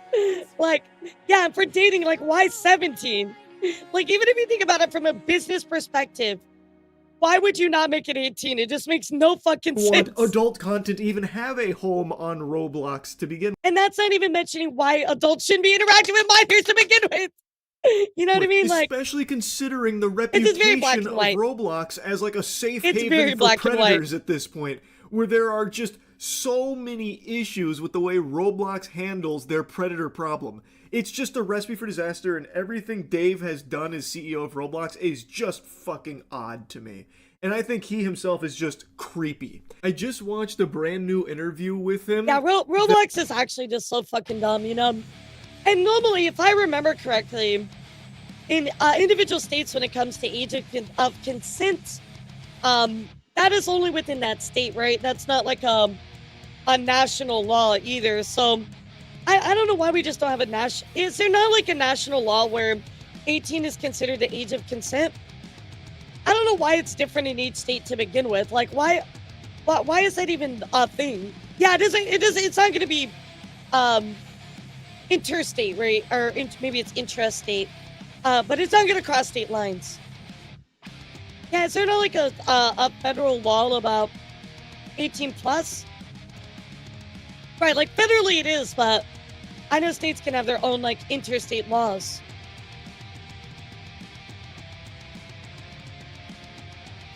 I guess it is, but the states can like have nuance within it. I just don't know why that's even a thing for the states, you know? So it's really stupid. I consider Roblox situation wouldn't be the same for Minecraft. Is it somehow the same when talking about predators and age? Well, I mean, it would depend also, Happy Vibe, on how Minecraft works, right? Like, remember, Roblox has a lot of rooms and places for a lot of public access for a lot of people to come together, right? Like, I think that functions very differently in a core element differently from Minecraft, right? Because Minecraft you can play by yourself, you can set up individual servers. I think you can do that with Roblox as well. But I think fundamentally Roblox is community game, right? Where people come to these larger platform rooms, and Minecraft doesn't really function the same way. So it's just not the same, like, at its core. That just kind of goes tits up here. He's unhinged. Like, he is actually off his gourd. in the interview. I can't show you any clips from it, and that's actually just to crazy, Skull. Set expectations if you do watch it, which I recommend you do because it's fascinating. He's not like blowing a gasket or having a conniption, but he is like combative, defensive, and it seems like very upset about the interview, even though yeah, like why are you gonna be on an this, interview if you're just gonna get upset the whole time, you know? Roblox was the one that pitched them on interviewing Dave Bazooki about child safety. Like, they didn't ambush him or anything, yet during the interview, it seems like he was fucking caught between a rock and a hard place. He was deer in the headlights for a lot of the questions they were asking. I don't know. I mean, again, like, I'm of the opinion that, you know, like, a minor interacting with a minor is different than a minor interacting with an adult. I don't think that is, like, even, like, an opinion, actually. Like, I think that's just how it should be, right? It's very black and white to me. You're a minor or an adult, you know? And I get what you're saying, Censored, right? Like, those laws are made for those particular instances, but I don't think any adult should be interacting with a minor, period. You know what I mean? Like, I know some people try to argue some nuance in it. I don't know, it's very black and white to me. I could be wrong. What he was expecting. I don't think so, Maybe he though. thought he'd go into the interview and It's both just of them weird be to on me. their hands and knees just sucking his dick and fondling his balls, putting a finger in his ass for the G-spot tickling. Like, I don't know why he would be getting so mad when they were even the ones that were pushing for this interview in the first place. It's shocking. Let's take a peek at this moment here, which is transcribed. It's from the interview. It's probably the most heated moment from the interview. The interviewer is talking about manual safety versus an automated review process. And Dave Bazooki has a full-blown temper tantrum here. He gets red in the face, and then he starts trying to, like, talk over the interviewer who is trying to give his perspective. So he answers... So you take an interview, and then you get mad when you get asked hard questions about something that's very controversial. The question initially about, like, how he'd actually lean in harder, the shift would be constantly moving to Like- higher quality, more accurate, more diligent systems. Can we review more? Can we do better? And then eventually just says, let's say we figure it out, and the way to do that is with better and better AI models. Would you pick that? The interviewer says, yeah. And Dave Bazooki says, good, Gotcha, so you're aligning with censored. what we did. High five. The interviewer then tries to give more to his perspective on things, saying, but I've also been covering social networks, and Dave Bazooki chimes in instantly to try and shut it down by talking over him, saying, thank you for supporting our Roblox decision matrix. Again, the interviewer tries to squeak out more thoughts. Dave Bazooki is not having that. He is going to try and absorb all of the fucking air in this room to try and bury the interviewer's topic. He tries again, but I also remember 15 years ago when, and here's Dave Bazooki with the fucking sledgehammer from the top turnbuckle.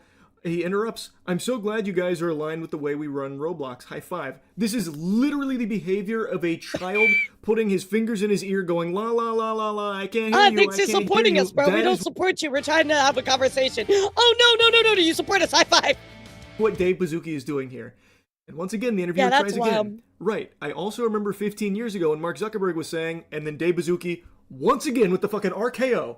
Is this a stealth interview where actually you love everything we're doing and you're here to stealthily support it? Watching this segment of the interview was extraordinarily uncomfortable. It was so... Yeah, like, I see a lot of people being like, oh, well, like, what if one of them is 17 and one of them is 18? Well, there's a lot of nuance in that situation, right? So every situation like that is going to be different. I can't really comment on that, right? awkward. It had me kind of squirming in my seat a little bit, listening to this But there are imbecile... like Cinderella laws. You know, like, if you're under 18, you would be eligible to consent. How was the relationship started before when the parties turned 18? There's so many, like, nuanced things within that, so I can't really say anything on that. But what I can say is I'm a strong believer in adults should not be interacting with minors in most situations, right? I mean, obviously, like, if you're, like, a kindergarten teacher, well, duh, of course, right? Like, you're a teacher, that's totally separate, right? But in situations like this, where we are online in, like, almost like a community forum type way, it needs to be separated, right? But again, don't take my statement as like an ultimatum, right? It's just, there's a lot of nuance in it, but as a generalization, yeah, adults don't need to be interacting with minors in most situations. Hopefully I don't have to explain every nuance part of that, but hopefully you understand what I'm saying, but I can't wait to get clipped out of context. They'll start to get combative here and try and bully the interviewer into submission to try and Yeah, like I think that's a better way to say it. Like, kids Kids should not be interacting with adults in adult spaces. That's a better way to put it. And vice versa. Camaraderie or something. Oh, so like high five, you support us. Hi, stop, shut the fuck up. High five, you support us. You like stealthily love everything we're doing, am I right? Fist bump, put her here. You want me to sign you up for the Roblox dating service? I know. All right, I'll give you an account. It's fucking weird. Bro. This guy sucks. He is so creepy. And if you want further evidence Yeah, of that, adding more just look at the way that the interview starts. came in. Put it in the Google Docu. Dave Bazooki immediately just kind of goes mask off here when asked what he thinks about the problem of predators on Roblox. His response was, we think of it not necessarily just as a problem, but an opportunity as well.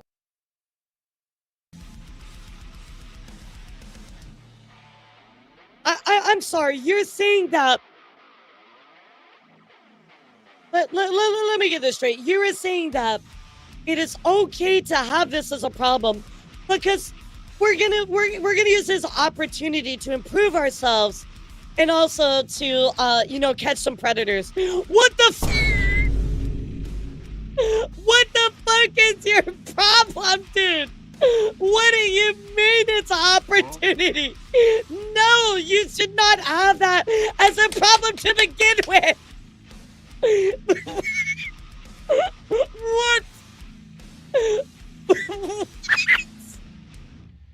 Yeah, so, we injected cancer into our patients, and even though they're dying, but we view that as an opportunity to try and cure the cancer that we injected them with.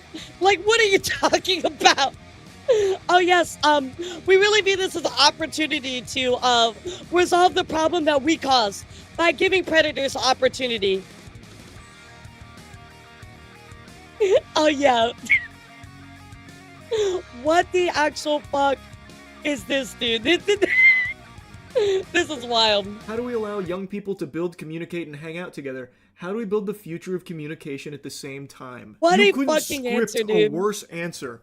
When asked about his perspective on the predator problem with his platform, he said he doesn't view it just as a problem, but an opportunity. What?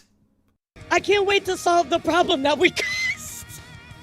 Yeah, we saw this guy's arm off accidentally when we meant to give him the flu shot, but at least we give him a prosthetic, yep.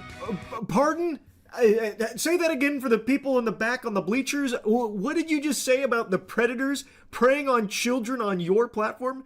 You view it as an opportunity? What a remarkably stupid thing to say, but maybe he's being very honest.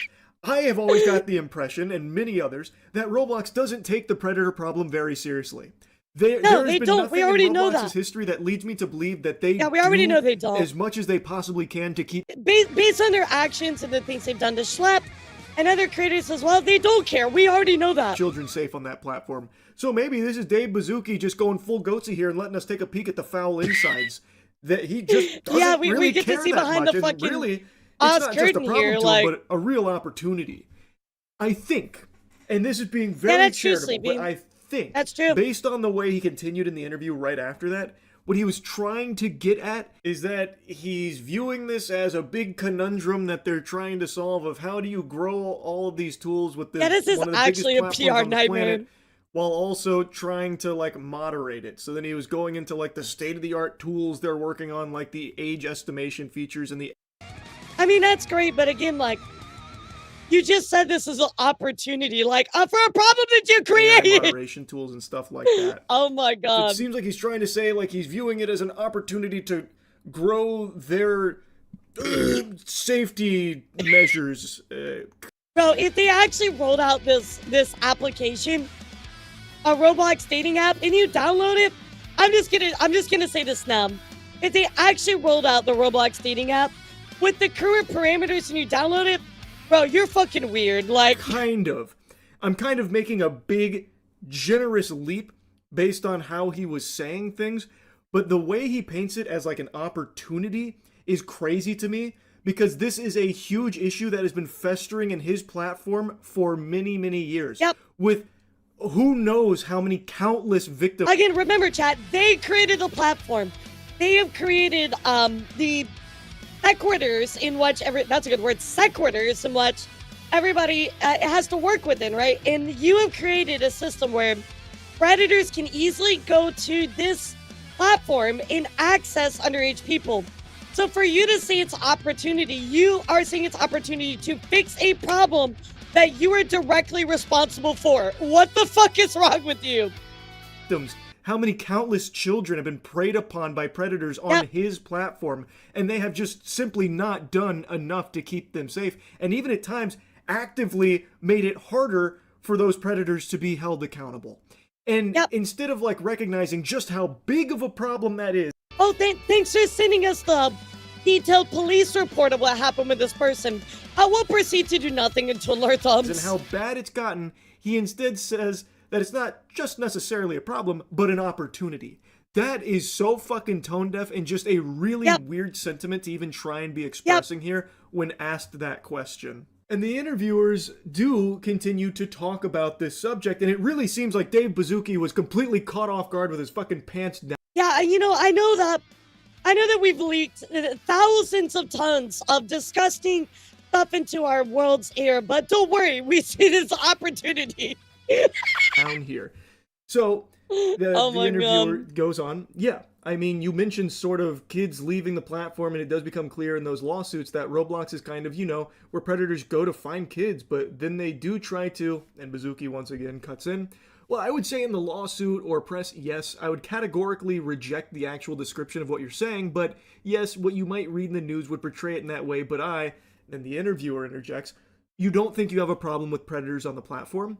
To which Baszucki says, I think we're doing an incredible job at innovating relative to the number of people on our platform and the hours, and really leaning into the future of how this is. That you just dodged the question. Yeah, I mean, you mentioned sort of kids leaving the platform. It has become clear in these lawsuits. The Roblox is kind of, you know, where predators go to find kids. Well, I would say in the lawsuit, I would categorically reject. So you're trying to tell us that categorically you want to reject the idea that predators go to Roblox to find kids. Well, I actually have Schlep's stuff that he's shown, all his videos. There's actual police reports to prove otherwise. So can you categorically reject that description, bro? Shut the fuck up. What's up, Matt? Yeah, sit down, dude. Sit the fuck down. I think we're doing an incredible job at innovating. Really, what are you innovating? New ways for them to fucking find kids? Because you've already made it that way for the past decade already. Yeah, what else do you want to do? Just completely take all your moderation away? Yeah, congratulations. You're innovating by putting your hands in your fucking pocket and watching everything go down and be like, oh, we're doing such a great job. Oh, yeah, we're doing great. Everybody nod your head. Everything's good. There's no war in Bong Sing Se, right?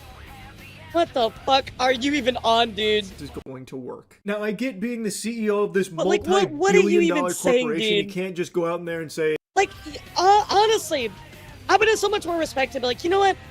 I don't think that we have a problem with it, but there have been lots of cases recently that we have seen, and we take that very seriously, and we want to do X, Y, Z, blah, blah, blah, blah, blah.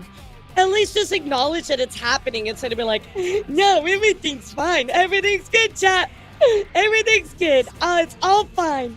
Yeehaw. Like, what? What are you talking about, dude? Yep, tons of pedophiles, predators running rampant on the streets of Roblox. I know, it's gotten bad, but don't worry, we're doing our best to put out the fires. I know he can't just say that up front. Yeah, of course not. But he can't acknowledge that there is a proven problem and they are taking action, and here's how they're taking action. To me, that reads as somebody that cares and is actually putting action behind their words, right? Which is important as a CEO. Like you're a CEO, dude. He's just kind of like outright denying the existence of how big this problem is. And if I was a parent of a child who played Roblox and I saw this interview, I am deleting their account this same afternoon. Like, this is a CEO that I have no faith in keeping children safe on the platform from these bad actors that are preying upon them. You know, I know that all the buildings are on fire. But we're putting gasoline on it. Don't worry. We're doing an incredible job. On Roblox. This interview, like, it is such a disaster. I don't know how... Oh, it's bad. It's bad. Or anyone on the Roblox team thought that this would be a good idea for them if he is this unprepared to handle real questions about a very legitimate problem with his platform. And what's crazy is... And he just like... he just refuses to, like, acknowledge it. And that's part of the biggest problem because... people want to see things fixed, right? But you're not doing anything to help. Like, you're just letting it happen more and more. Comically delusional and creepy and scummy. Like, not even just in the way he handles the questions about child safety on the platform. What's up, Leah? How are you? Welcome in. One of the hosts here asked him a joke question about should there be a poly market for kids inside of Roblox, which is clearly in jest. Would you ever put a prediction market inside Roblox, like let kids bet with their Robux and say, I bet he's going to steal a tung sahur? Which is a meme, by the way. I know I've reached unk status at 31 years old. I have no fucking idea what that means.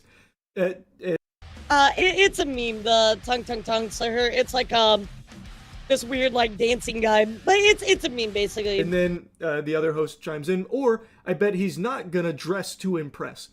And Bazooki, upon hearing what is clearly to most sane people a joke of a question, actually talks about why he thinks that's a very good idea. I think we would have to do that once again.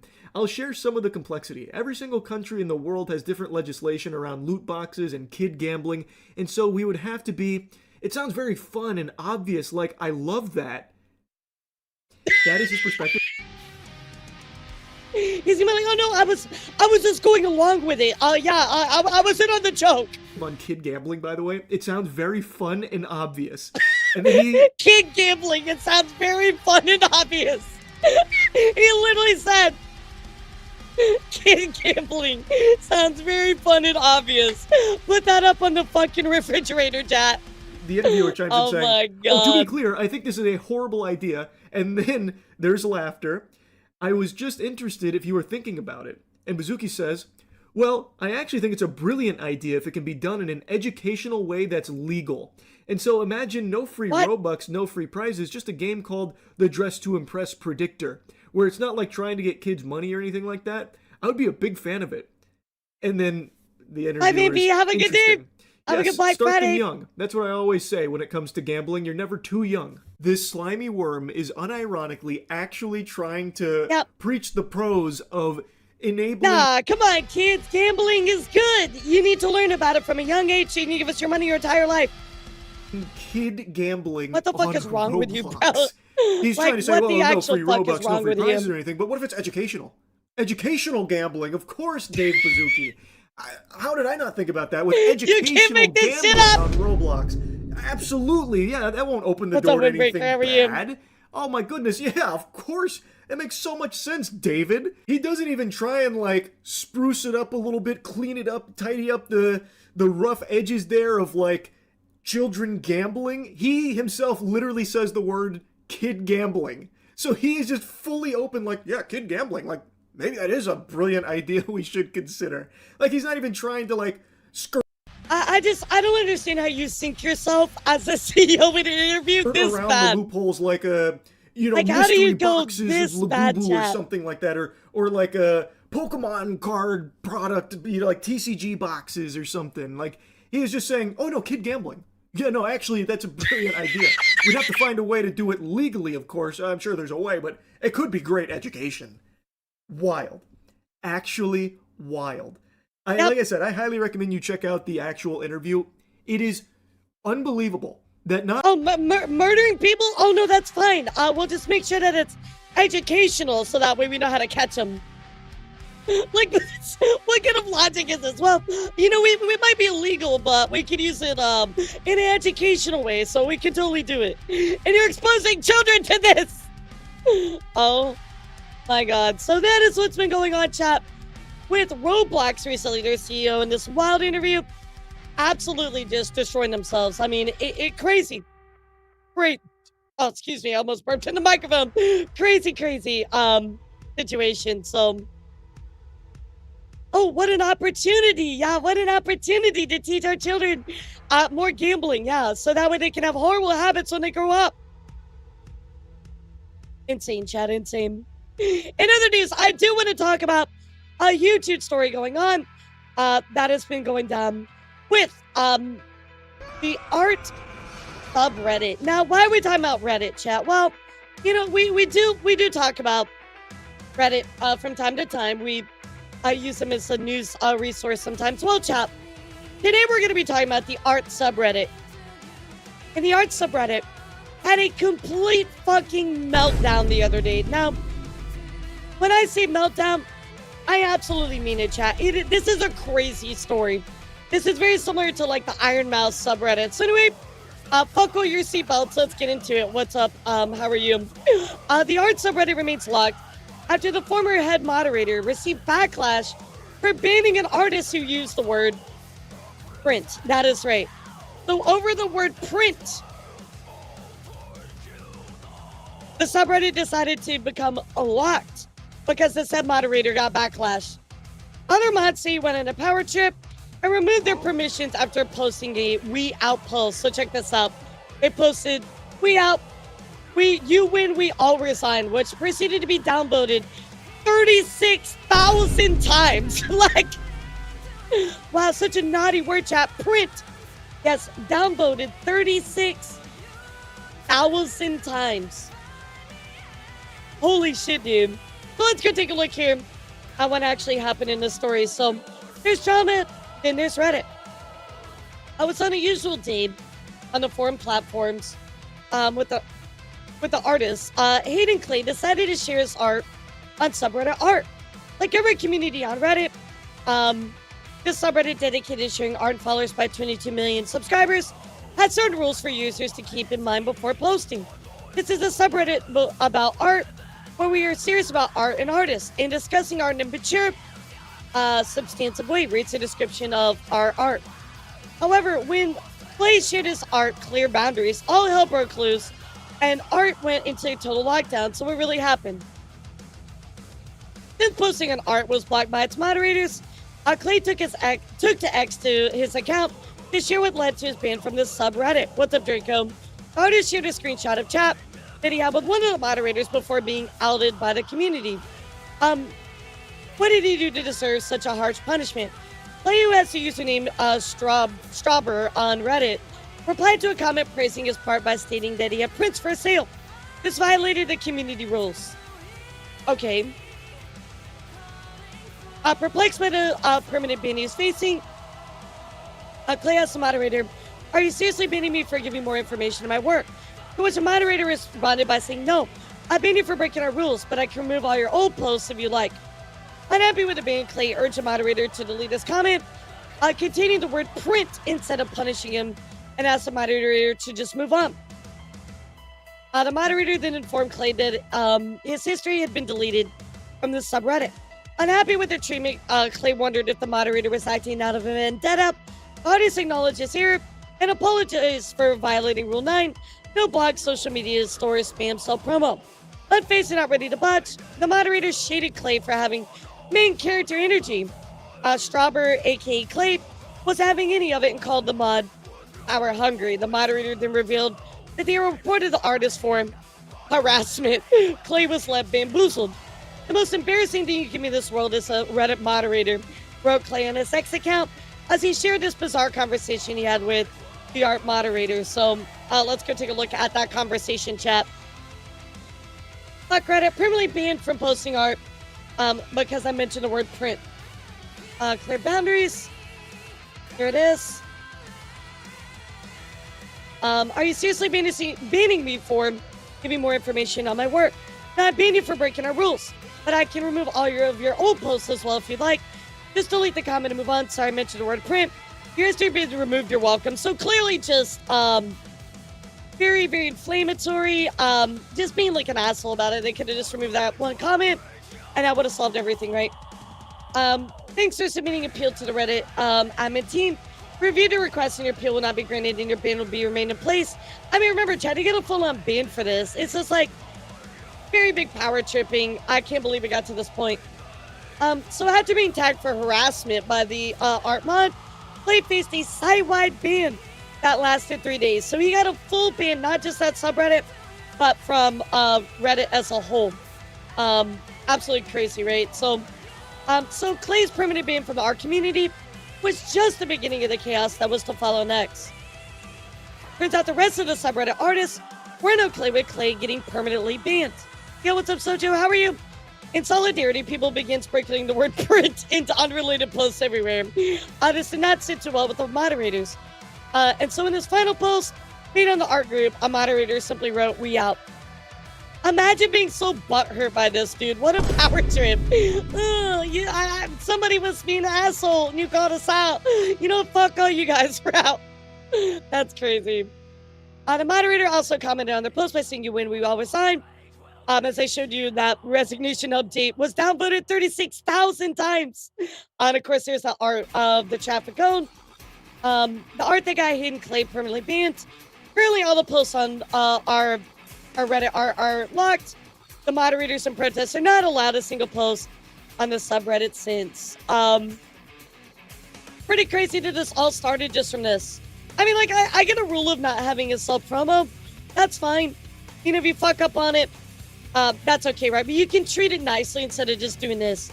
I can remember your old posts if you like. Like, dude, come on. Just remove the comments. Sorry I mentioned it. Oh, wait, just remove your history. Like, being a complete fucking asshole about it. So, obviously, this blew up in their face. And this seemed to be the end of the situation, chat. That was JK unaware wrong. they were fighting. It wasn't even close to right the end now. of the situation. It got so much worse.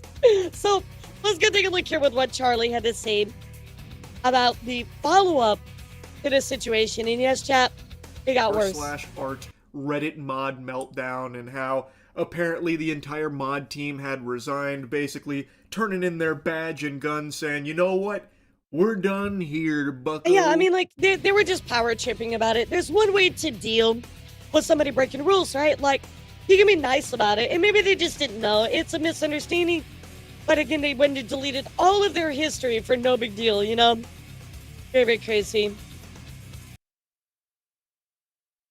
All because one greasy ghoul on the moderation team let his ego spiral out of control because of that small crumb of power he was given as a moderator on the subreddit, and he just went ballistic. He lost his mind, lost his marbles, but could never lose his virginity, and it was just pure pandemonium. He lost his marbles, but he can never lose his virginity.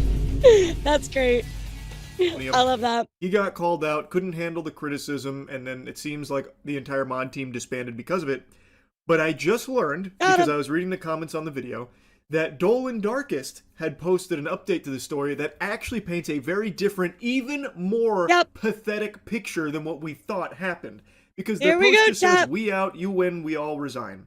What if I told you that's not the whole story? What if I told you that was a big fat lie? The calls coming from inside the house. It turns out that the real scoop here is even more degenerate than you could possibly imagine. Like, I don't even think fanfic writers would have come up with something this embarrassingly pathetic. So, big thanks to Dolan Darkest for uncovering this, because it is unbelievably comical. This is a truly special crash out that I mean, again, chat, we already looked at the Ironmouse stuff. We already seen these Reddit mods crash out over, like, bullshit, right?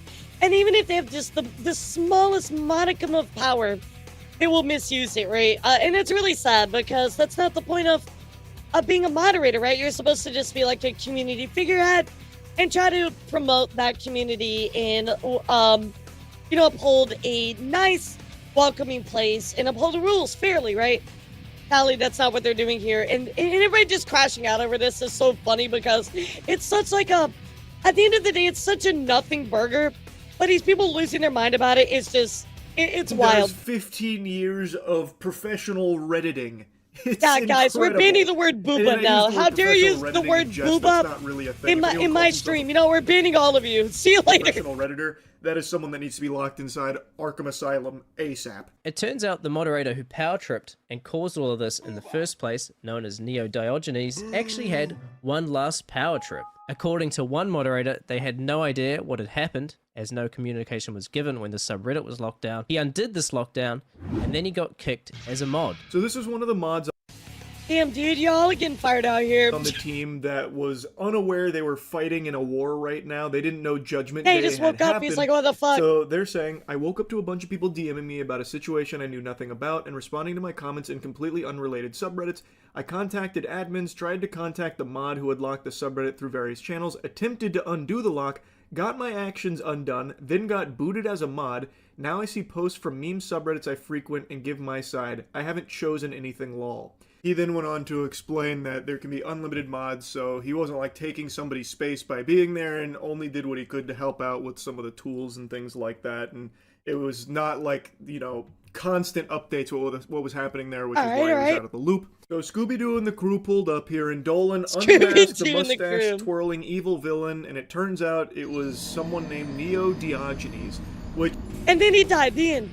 Alright, great story, chat. According to a lot of people on Reddit, is someone that has somewhat of a toxic history. I'm not overly familiar with Neo Diogenes and his reign of tyranny and terror. I have no clue. Bro, the guy was actually a tyrant. Dolan, that was the mod that was going on this wacky power trip. And this mod here is saying that they actually tried to lift the lockdown, which, you know, trying to get them out of DEF CON, ended up putting their own asshole in the crosshairs of superstar sniper Neo Diogenes, and he enacted revenge. Yeah, he's like, how dare you actually try to take care of the subreddit in a proper and professional way? Yeah, we're gonna cancel all of you. Wow, Reddit mod on a power trip. What were the odds of that? It's always Reddit mode who can't handle having even the smallest of power over something, so nothing new on I hate Reddit. to make a generalization like that, Deception, but considering the stories we've seen, it's showing true, right? And that sucks. Yo, what's up? How's it going, Weed? And then booted this mod. The only other active moderator I could find also posted that they didn't leave voluntarily, calling the mod that kicked them stupid, and providing proof they were randomly kicked, saying it was definitely just one mod crashing out. This is another r/. Which is crazy to have the power to do all that. By the way, chat. Moderator echoing the same sentiment as the previous Yo, one what's up, about Red Scout? getting How are you? kicked randomly. So basically, Neo Diogenes was purging. He was on a fucking crazy crash out, leaving bodies in his wake. I don't have access to any logs anymore, but I can post this as proof that I didn't leave voluntarily. You don't get these messages when you leave a subreddit on your own. I'm not sure which mod did it, but they're fucking stupid in any case. And then they posted the screenshot. The other message Dolan highlights from this mod is about how they believe it is one mod crashing out, which I think is the correct theory here. I think that's pinning the tail on the donkey. And keep in mind, all of this started because the person whose post they removed messaged him asking, "Are you really going to do this because I provided information?" That's what started all of this. Someone just messaged the mod, loosely questioning their decision, like with the enforcement of their rules, because it was a bit of a stretch. And that's what started all of this. Someone dared have the gall. Bro, you understand, chat, the similarities between this, right? Like, think about how it all started with one word, chat. What situation have we just had that blew up from one fucking word?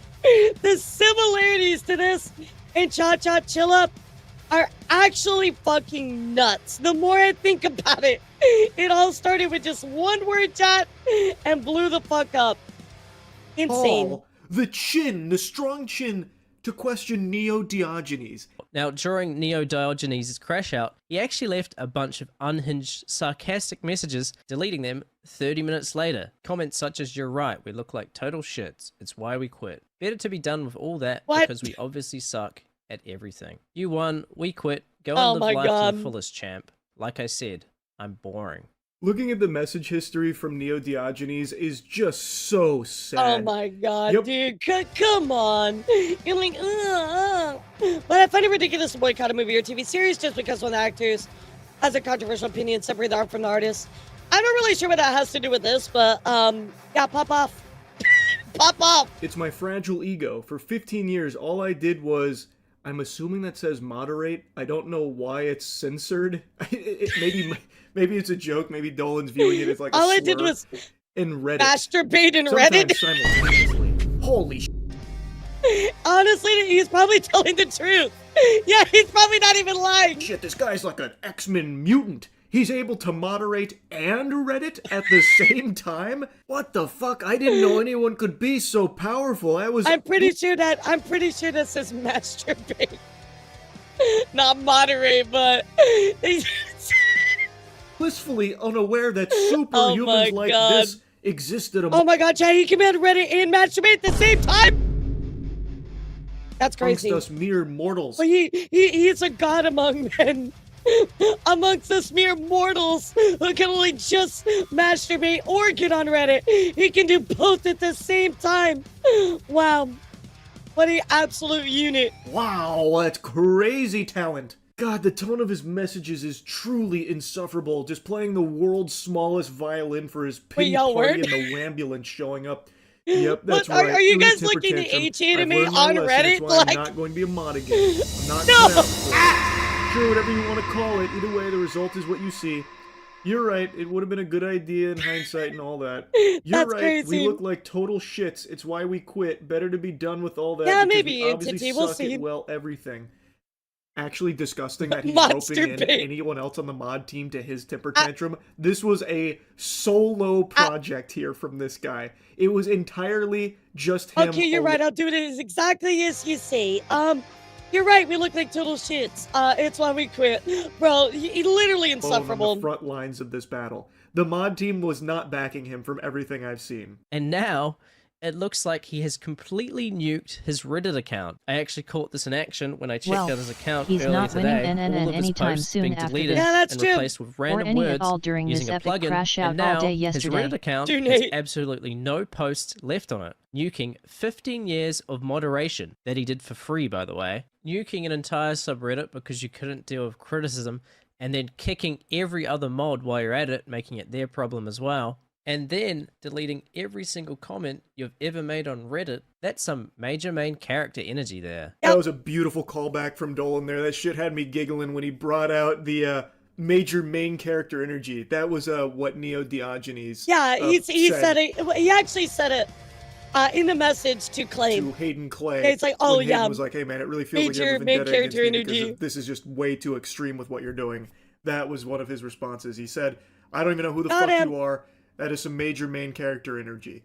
So, based on this investigation here, with all available evidence, it seems that that post, "We out, you win, we all resign," was very misleading. The truth, hidden in the pudding here, is that one mod was going through a very impressive crash out, and while still power tripping, sucking their own dick, kicked the other mods of r/art, then made that post, making it seem like they all banded together in unity and left together as a result of the battle. So basically, Chai, he crashed out, and then he's like, "Oh, we're all leaving in unity," but it was only just him that left. From this guy going Crazy. off I'm gonna the shred. rails. That is a nefarious plot right there. That is dubious, to say the least. So now all the other mods that seem to not be on his side at all have now been roped into it because of him kicking them, making that post, making it seem as though they were still elementary suckling school off kid his crashing nipples out. there. Like, hey, we're in this Actually. together. Like as if they were backing him up. But that's just not the case, it doesn't seem. That's crazy to go this far. So he kicks all the other mods and then deletes his entire 15-year Reddit history, and it seems like Reddit is the most important thing to this guy's life. So that is a big fucking deal. All because the guy whose post you removed dared ask for more clarification and if there was any wiggle room to maybe, like, instead of delete everything, just remove that comment that he believed was violative. Because someone dared ask him a question and try and, like, expand and question him, it started this crash out. And again, he said, he went from, "Hey, can you delete this one comment?" to, "Well, I guess I'll just delete your whole history." And then the guy was like, "Hey, just move on, dude." And he's like, "Oh, I deleted your whole history." Like, it never had to be this bad. But this mod just wanted to fucking, I don't know, like, punch down on somebody. That's unhinged. And I'm not exaggerating either. It was one message that set this guy off. They hadn't talked previously from what I can see. When that post was removed, he just asked, "Hey, are you really going to remove it because I gave a little extra information?" And immediately he goes into, like, combat stance. He's like, "All right, it's time to get pugilistic. You ready for fisticuffs?" I mean, like, I understand not having a self-promotion, like, rule. Like, I get that. But some people miss it. Like, you don't have to assume everybody is out to, like, fucking be against you. This is unfortunately a problem, right, chat? Because, and it's not just isolated. We see this more and more. People always assume the worst, and then it becomes the worst, right? Because how people react to it. And I feel like we need to stop doing that. We need to have grace for each other in situations like this. Like, "Oh, you didn't see the rule?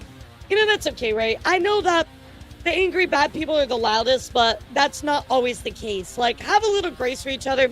Oh, you must have missed the rule. Hey, I'm just going to delete that comment. No big deal. No, in the future.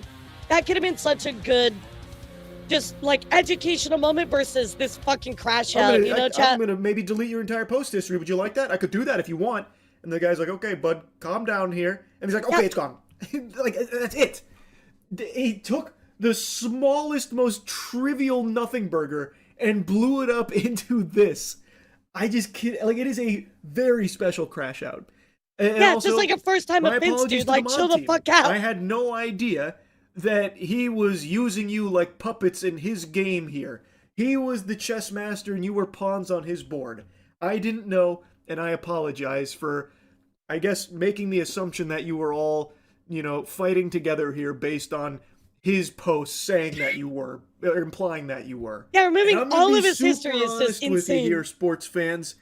It's hard for me to even be mad at this mod anymore. It is well, sadly, they did have a conversation, and the guy took that conversation and made everything so much worse. So it's kind of like, I mean, they did, but it wasn't a good conversation. It was a real conversation, right? It's so fucking cartoonish at this point. This level of pettiness. He literally is like those cartoon villains with the fucking like mustache, like twirling it. So petty. I didn't know that was possible.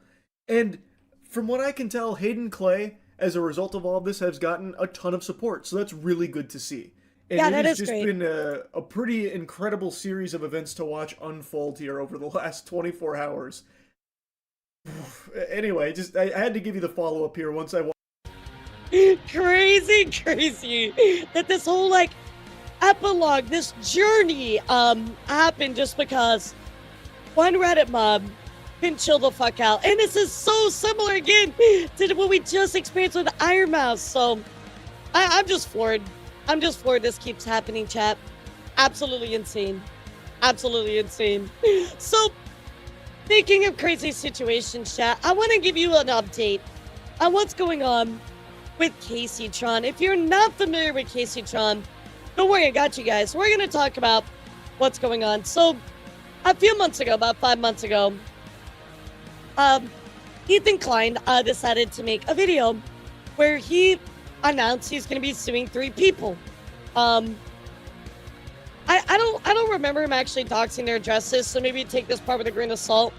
It's been a while since I've seen the original video, so put this part up on the shelf. But what I want to show you is that he's actually, in this particular video, he's announcing that he's going to be suing particular people who stole content from him. Now, some people are arguing this is entrapment. Some people are arguing that, the people that use this content were making it transformative. What I want to talk about today, chat, I'm not here to talk about whether React content is transformative, this or that. I do want to talk about this whole particular situation. So, I don't really know if he did or not. People probably found the docs at least, yeah. Anyway, let's take a look here at what originally happened again. This was 5 months ago, right? So it's been a bit. Thing that I formulated an idea. What if I could make a long-form, irresistible piece of content that I knew that these streamers couldn't resist, they couldn't avoid the temptation of watching it the second it was published? I don't have an issue with them. It's not that I wanted these people to steal my video. It's that I knew they would. I knew they would watch the entire video, add little to no commentary, react to it instantly, giving them no time to form an opinion. The trap was set, and it worked even better than I imagined it would. So Ethan here is saying, I released this video about Hassan Piker. I released a video, people reacted to it, and I was the mastermind, right? I used this as a trap to entrap these people, and now I'm going to sue them. I wasn't on React content, is how they let it run, with basically screwed off along with promoting people to go watch it anywhere other than this channel, exactly. So let me finish this part here, and we will talk about that. We captured pretty much every large streamer reacting to it in its entirety immediately after it was published. Now, I'm happy to tell you guys now, I, Ethan Klein, have registered Hassan Piker Content Nuke with the United States Library of Congress. Some of you guys out there sweating? And to all the detractors who are saying that I'm targeting women, that I'm a hypocrite for suing for copyright infringement. I just have this to say. I don't care. What I do hope, though, is that you'll support their crowdfunding efforts to defend themselves. Because let's face it, I want to make sure there's money left over for me when I win my lawsuits. Thanks for watching, everybody. It's been So you want to register this particular thing. Now he's going to sue them under, they're probably not making it transformative content, right? So that's kind of the big thing here. Now, what I do want to point out, at least for some backstory on some of this, before we go and watch Legal Mindset, who kind of broke down a lot of this, a big problem within this was the people that reacted to his content were attempting to, no, not quite, not even close, actually. They were attempting to point people to their videos to watch it instead of watching his video, which really defeats the whole point of reactionary content, right? Like, you're always supposed to give your flowers to the person who originally makes a video, right? Like, if you go and look at my stuff as well, with my content, my React content, I always add the main person, and I always provide the actual video that I'm reacting to, because again, they're the ones that deserve most of the support, right? So if you are pushing a video out there, you're reacting to it, and encouraging other people not to watch the original, to me that's problematic, right? So let's continue here. I want to look at what Legal has to say, because obviously his words are a little bit stronger, because, you know, he's a lawyer, right? Like, he's able to talk about this as well. So a lot of people, again, were talking about, like, you know, it's entrapment, this or that. I mean, if they're not making it transformative and they're trying to particularly harm you by watching the video and be like, oh, okay, well, don't go watch them, then yeah, I can see how that is problematic, right? But anyway, let's continue. Let's keep watching. Yeah, you have to add to it as well. It has to be what's called transformative. So you have to add transformative content, whatever, right? There has to be something there to make that content different than the original. I mean, and I'm not here to argue about whether it was or wasn't, because that's a whole separate conversation and a whole different case of stuff. But when you're detracting from the main person that made the video, you know, and trying to garner all the views for yourself and don't go watch the original, watch this, that's problematic, right?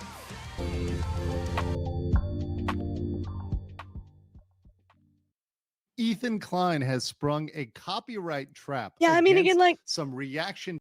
I don't know if it would technically count as an entrapment. I mean, I guess he said it's a trap after he released it. I don't know, right? That's not for me to decide. That's sort of like a lawyer to decide. But streamers need to be held accountable for their actions, a little to no consequences they have suffered. I've given them a God complex. So who do you think needs to, in this situation, right? Who do you think needs to be held accountable? Channels which reacted to his content nuke of Hassan Piker. But will it work? We're going to get into it today. Of course, I'm Andrew Esquire, American attorney living You just in covered the Asia. video beforehand knowing they would do it, yeah. I mean, like, is that a little tricky? Kind of not. Like, he's protecting his content. There's certainly a bit to break down with that, right? There's certainly a bit to break down with that, but I mean, either way, like, it's his videos, right? He can do whatever he wants. If he wants to copyright it, he can certainly do that. And if they fell for the bait, that's on them, right? So, I mean, I'm more leaning to the fact that I don't think it's entrapment. I really think that he was trying to protect himself. Does it come off a little kind of bug? Yeah, but you also got to remember, like, these people have done some pretty horrible stuff to him as well. So, I think I might be a little smug as well in this situation, right? Yo, what's up, MJ? How are you? Glad you could be here. He left an obvious paint in Hassan over his ticket. Yeah.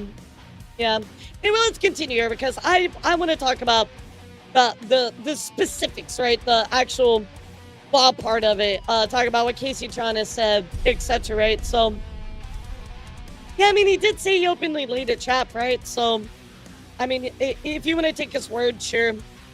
I mean, I would say that it's not quite entrapment, but it certainly was like, he put the bait out there, right?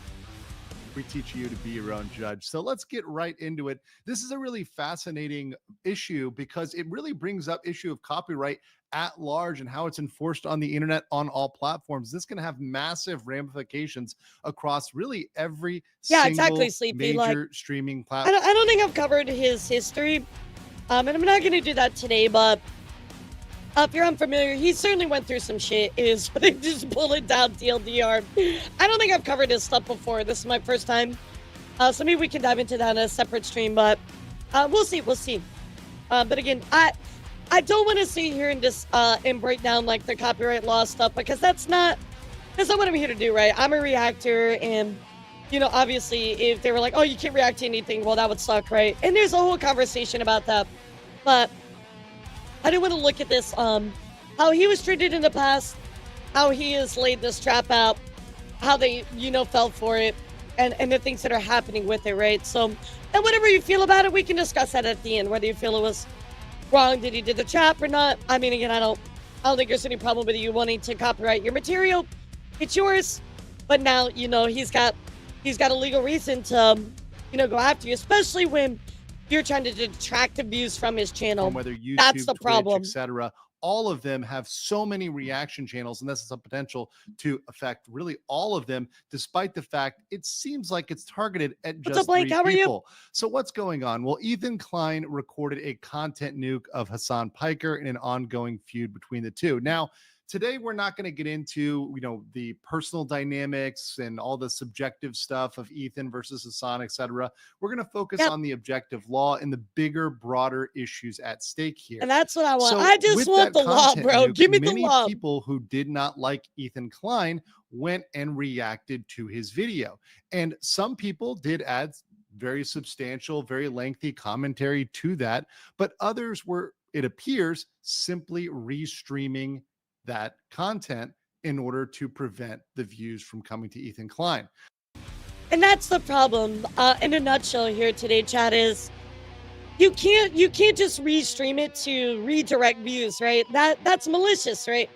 You're actively trying to take away from him, right? And benefit yourself, or at least detract from his views. And that is a core part of the problem here. I did have a good Thanksgiving. How about you? So in response to that, it turns out that Ethan Klein actually registered his copyright of that content nuke and is now suing 3 creators. And this is a really, really big deal because these reaction channels, while they're small. And this is why I say bait, Sleepy. Like, I know people are saying it, you know, it's entrapment and it was nefarious, malicious. The shit that he has dealt with is also really bad as well. But also, you do have to remember that at the same time, right? He was well within his rights to do all of this. So I would argue, if anything, it's his bait, right? Thing is, Ethan didn't go after the biggest streamers that reacted, the ones that supposedly caused most damage. He went after 3 smaller female streamers. The choice of target is interesting. I mean, it is something to consider, right? However, if these are people that, if I recall correctly, these were 3 people that caused him a lot of problems in the past as well. So small in comparison, right? While they're small in comparison to Ethan and other very large channels, and you give other can people set a permission. precedent, which Okay, can that's good echo to know. across other creators and all platforms, really. And what's at stake is the definition of what is transformative, what you can do to react to a video. Now, there have been several cases which have gone different ways. There have been cases where people have just re-uploaded videos and that hasn't worked, but there also are different cases where people have taken a video and clipped it and added a different title, a different thumbnail. And yeah, I think it was based on who caused some problems in the past. Courts have said, hey, that's okay. And really, what are they looking at? What are they looking at is it a substitute? Are you substituting one for the other? And that's the real core. Yeah, the underlying issue, again, as legal said, is, are you trying to detract from views? Are you trying to steal the views? And Ethan is under the impression, right? I'm going to say impression. I'm not going to say it's for sure, right? Because it has to be solved in court. But he is under the impression that these 3 people obviously streamed that video to steal views away from him. Of the question here today, are these reaction channels, are these people reacting to Ethan, are these substitutes for Ethan's content? And beyond that, it appears that there may even be malice on the part of many of these parties who literally intended it to be a substitute to Ethan's content.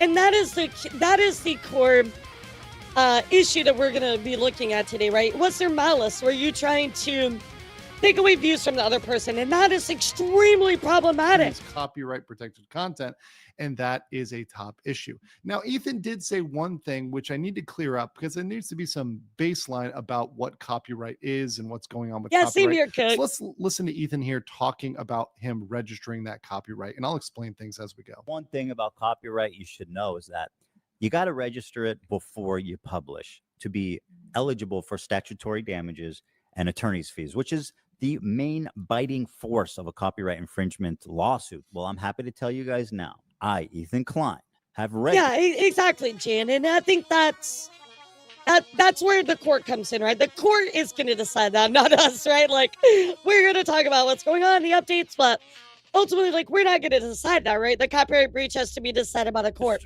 Hassan Piker content nuke with the United States Library of Congress. Some of you guys out there sweating. One thing about copyright. So that's a really interesting fact. So one thing to clear up is you do have copyright protection as soon as you create a work. So if you create a piece of art, a book, etc., you have copyright protection. However, what Ethan is talking about is a prerequisite to suing. So even if you have already created something, you have protections that exist automatically as a requirement to sue, and especially to get those damages, yes, you're going to need to go through the registration process. So that's what he's speaking about here in terms of those damages. So while many people say that's not right, copyright's automatic, well, no, what he's saying is correct, but he doesn't fill in the blanks with the fact that, yeah, no, you indeed have copyright as soon as you create something. And mind you, there are exceptions to that. For example, going above and beyond to register it, etc., though, is obviously very different. Most people aren't going to do that. Live broadcasts are an exception. Trust me, I've learned more than I wanted to. Finding falter in court, chat. Trust me. So, but even if he did this wrong, it's going to cost a lot of money. Something he has. I know he's suing Dullness Hearts. I know, yeah, and that's what we're going to talk about, Jan. I mean, I know some people do have money, some people don't, but also at the same time, regardless of your monetary standing, like, there is a right person and there's a wrong person, morally and factually, right? So copyright rule for registration. So while there are holes in that and there are some exceptions, Ethan is generally right here. And what he did was he registered this copyright beforehand in order to later enforce that because he knew people were going to react to that. Now, some people have said this is a trap. They call him the Admiral Akbar. Right. It's a trap. But yeah, the thing is, so it's like legally he is 100% allowed to do that, right? And this is what I'm telling you, because I'm going to give you both sides, right? Like, some people are like, oh, it's a trap, it's entrapment, how could you do that? You set this bait out. But at the end of the day, like, he's legally right, you know what I mean? So, and that's, for some people, they might see ethically that's wrong, but other people are like, well, you're well within your right. Really, the law doesn't care whether or not you set it up that way because, frankly, in the eyes of the law, you're just planning to enforce your copyright. If you knew somebody was going to steal something from you and you took a measure to protect yourself, that's not a trap. That's like calling a house alarm a trap against burglars. And again, the malicious intent has to probably be proven potentially, or the argument of transformative, right? But that's not for us to decide, right? It calls the police automatically. That's not really what happens here, and that's not really a defense. And frankly, I think one of the biggest issues here is that all of these channels were making it very, very clear that you should watch them instead of Ethan. And that's the problem. Now, the one thing to be really concerned about, the problem I see coming out of this, if Ethan does prevail, is the chilling effect. That is the other channels that are going to be scared to do reaction content because of this. And beyond that, platforms may aggressively enforce against reaction channels. So they're I don't know if you as a copyright holder don't like how your content is transformed. Do you have any right to demand this transformative content be removed? Absolutely not. I think I answered that right. Hold on. Let me reread this. So if you were a copyright holder and you don't like how somebody transformed it, as long as it is transformative, you cannot demand it be removed because it will fall under fair use, because it is transformative. Now, there are obviously exclusions to that, right? Clearly, there's a lot of nuance in that statement, but generally, as long as it counts as transformative, it will fall under fair use with a lot of legal nuance. Just let me make that clear. There could be a massive movement, a massive wipe of reaction channels. And so, this was actually, funny enough, Jim, this is a core element of my argument against Falter, right? Falter DMC'd my stuff. He was saying, oh, you know, I wasn't allowed to use it, etc. Well, my main argument, which I won upon, was it was transformative, right? I was taking fair use stuff, talking about it, just because it included his model and imagery in it, doesn't matter. I was using it as a way for news, right? And it was transformative. And by talking about it, even though he didn't like my opinion, it was still fair use. At large. And this could be really dangerous. The funny you asked that specific question. Of a slippery because I dealt slope with of that going specifically. too far. At what point is it transformative? Now, his argument is, well, if you get up out of your chair for, you know, half of the stream or a significant portion of the stream, that's not transformative. Well, how much do you have to comment on? Is it 10%? Yep. Is it 20%? Is it 50%? Is it 75%? And these rules are so great, chat. It's really hard to quantify how much has to be transformative. It's really tough. What's up, Fonda? How are you? We're talking about content creation and what's considered transformative content. It's tough, right? Yeah, all of it, right? Like, I think that when I do React content, like let's say my death battle, I think that what I do, and I'm not trying to pat myself on the back, I'm using myself as an example because it's easiest. I think that my content is transformative, right? I do add my own thoughts, you know, my actual reactions to it, etc., right? I think that if you looked at a death battle, you could look at that and go, okay, that adds something to the video, so it's transformative. But again, it's very gray area to define.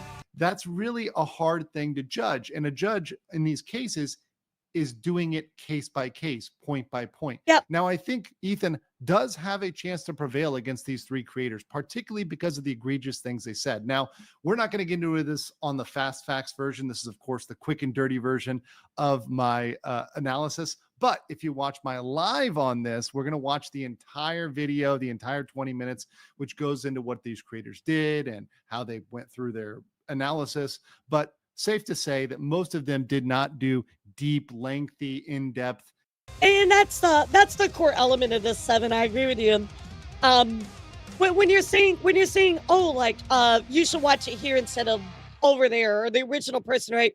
And you're trying to redirect views, you're showing malicious intent, right? And that absolutely is going to play a part in this entire case. I promise. Analysis. They mostly just sat there, watched, made a couple noises, grunts. Some of them were appearing to take bong hits during this, or you know, smoking something during it. While that might, in the eyes of some, be quote unquote transforming it in a way, whether a judge thinks that's changing it to something different that is not a substitute is the real question. And I think here Ethan has a very, very, very strong case to say, yeah, that's not a major transformation. You're not adding anything educational, entertaining, etc. It's really just you sitting there and trying to filter off his views. Yeah, but what do you guys think in this? So this is kind of where we stood about 5 months ago, chat. So this is like your update, right? This is what the situation was. Well, as of recently, guys, we did actually get a response from Kaceytron. So she did give a personal update. So we're going to watch it. We're going to look at the most recent update about the court stuff. And then obviously we'll see what Asmongold had to say about it. Asmon is not of the very high opinion of her. So we will certainly take a look here. But I think this is about 3 people. What does he mean? Some did this, some did what? I shouldn't be specific. People 1 or 2 smoke. I don't know what he means by that, Jane. I have no idea what the intention of his words meant. To be honest, I think it's irrelevant. There are 3 people, right? So let's take a look, guys. Here we go. So first of all, my intention of this statement is not to blame Ethan Klein or accuse him of malicious conduct. So please refrain from making any hateful posts about him. I think that's great. I think it's important. Like, hey, you know, I'm not talking about being like malicious, etc. Right? So I do wonder, if she's tried to settle, maybe, because if she tried to settle, to me that would show that she acknowledges that she did wrong, right? Or admission of guilt, at least, minimally. So, let's listen. If he believes he has a copyright claim, he is entitled to pursue it. I mean, only a judge can decide. Was somebody smoking and watching it a true reaction, right? We can't decide that. Only a judge can. I mean, do I think it is? No. I'll give you my opinion, but other people might feel differently. Intention is to shed some light on the financial strain this is causing me and my family, and also why I made a settlement offer to Ethan. Okay, so she did try to offer a settlement. So when this lawsuit began, it was unclear how myself and my family were going to survive this. And I do really, I want to say this very clearly. That really sucks to see how this has affected you and your family financially. That's horrible. And I hope that you were able to navigate out of this. And I'm really sorry that this is going on. Simultaneously existing next to that chat, you do have to be held accountable for your actions as well, right? So I do hope that your family and you're going to be okay, but you do have to be held accountable for your actions. So both can exist simultaneously. They're not, you know, they don't have to be separate, right? It is only due to the unbelievable generosity of others that I have been able to afford the devastating financial effects of this lawsuit. I will forever be grateful for the kindness and support that I've received during this dark time in my life. We have raised just over $49,000 on my GoFundMe. I have also contributed another $5,000 from various marathons and fundraising, bringing the total up to $54,000. All of these funds were deposited into a separate bank account that I opened exclusively for legal expenses. None of these funds have been used for any personal expense. They have been used exclusively for my legal fees. These funds are not going to last much longer, given the needs of the litigation and the work that is being done to defend against Ethan Klein's lawsuit. In September, I made a settlement offer to Ethan for $17,500. I think this is an important thing to consider, right? At least for both sides. You know, I'm kind of leaning one way, but you know, I do want to be open to the other side as well. I think that this is an important thing to consider, right? Because she did try to make a settlement offer. So to me, at least in my eyes, that to me is like, hey, like you admit fault. You know what I mean? So why would you make a settlement if you didn't feel like you did anything wrong, or you just wanted to go away, right? So, I mean, it could be either one of those two, but I feel like a lot of the time when people try to make settlements, you're admitting guilt, right? You're admitting fault within this. So I think it's a joke of an offer compared to the lawsuit. Well, I think that she was trying to just get it to go away, right? Which I think that you would also settle if you can't afford to defend yourself. Sure, absolutely, Jan. That is the other part, right? There's two parts, right? So you either admit fault or you're trying to get it to go away, right? However, she has already told us she's raised quite a bit, and that's past that offer as well. So just things to consider, right?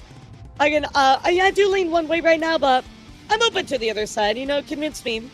So she did try to settle. To me, that is a partial, at least 25% admission of guilt, right? Because why would you settle if, number one, you aren't guilty, or number two, you know, you can't afford it, you want it to go away, right? So there's a lot of consideration, but I think partially some of it is you admit you're wrong.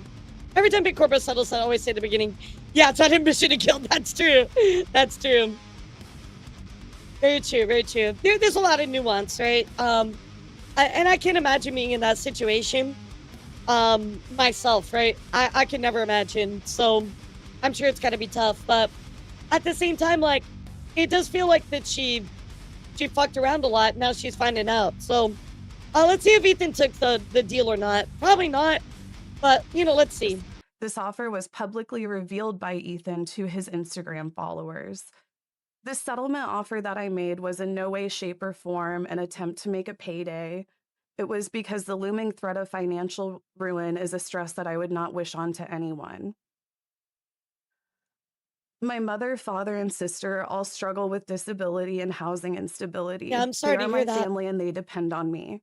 Just this month, like many other low-income Americans, my mother and disabled sister had their food stamps taken away.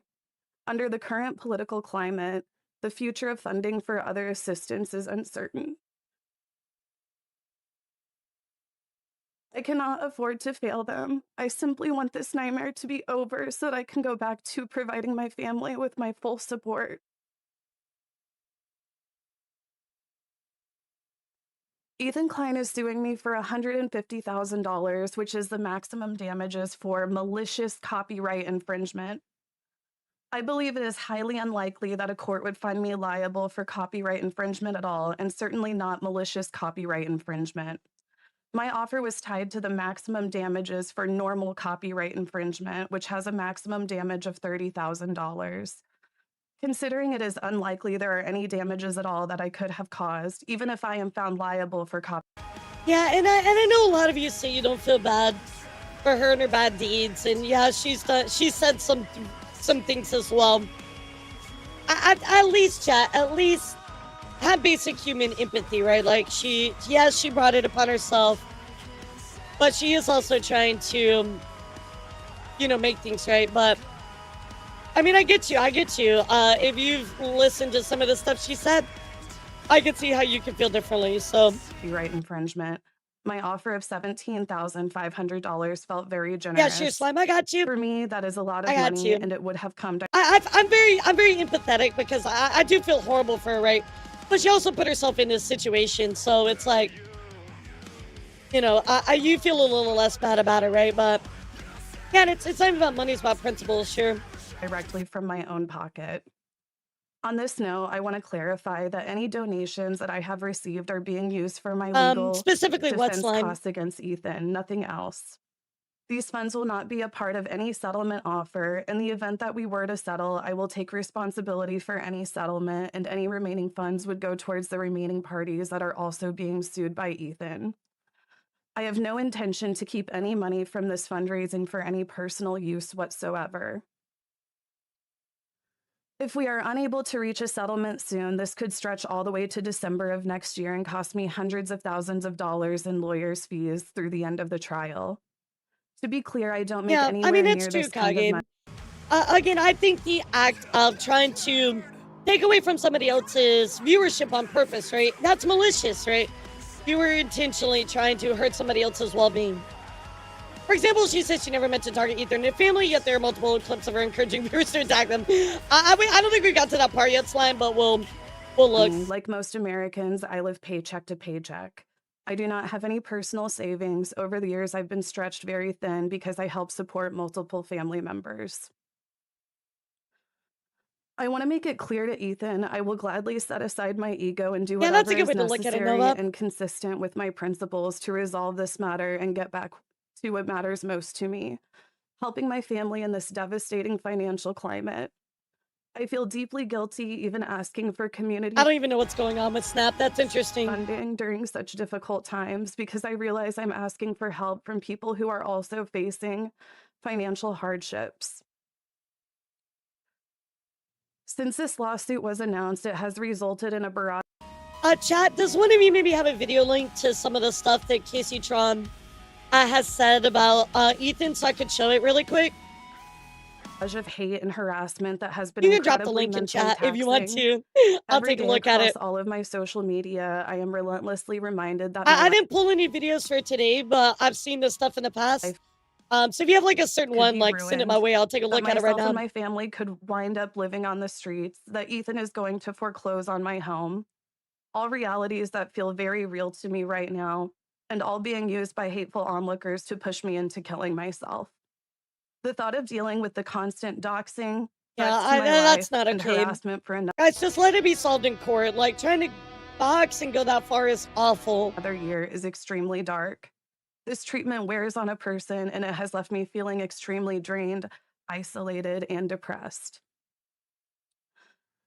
Moving forward, I'll continue to provide any updates on any future developments. It may end up being a long road, we and do I'm not going to be support working that hard to type of keep up with behavior, the you know? legal fees every month for as long as is necessary if this litigation is not settled soon. I've changed my GoFundMe goal to better reflect the cost of this sort of litigation. Again, these funds are exclusively for my lawyer fees. This is not money that will go towards any sort of settlement or to any of my personal expenses. Please consider donating or even signing up for a monthly donation. Check out any of my links Pretty below. much, You can Bloom. also support by But tuning it's in gotta to be any solved of in my court live now. streams and Once it gets to the court hands, you know it's serious. social media. You know? Even just some positivity in the sea of negativity means everything right now. Thank you all so much for listening to my side of the story. And again, thank you all for the love and support.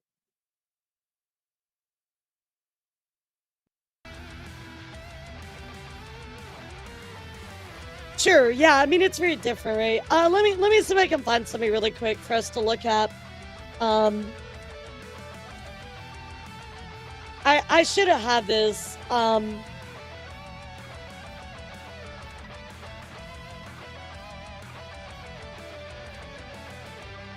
Yeah, let me see if I can find it really quick.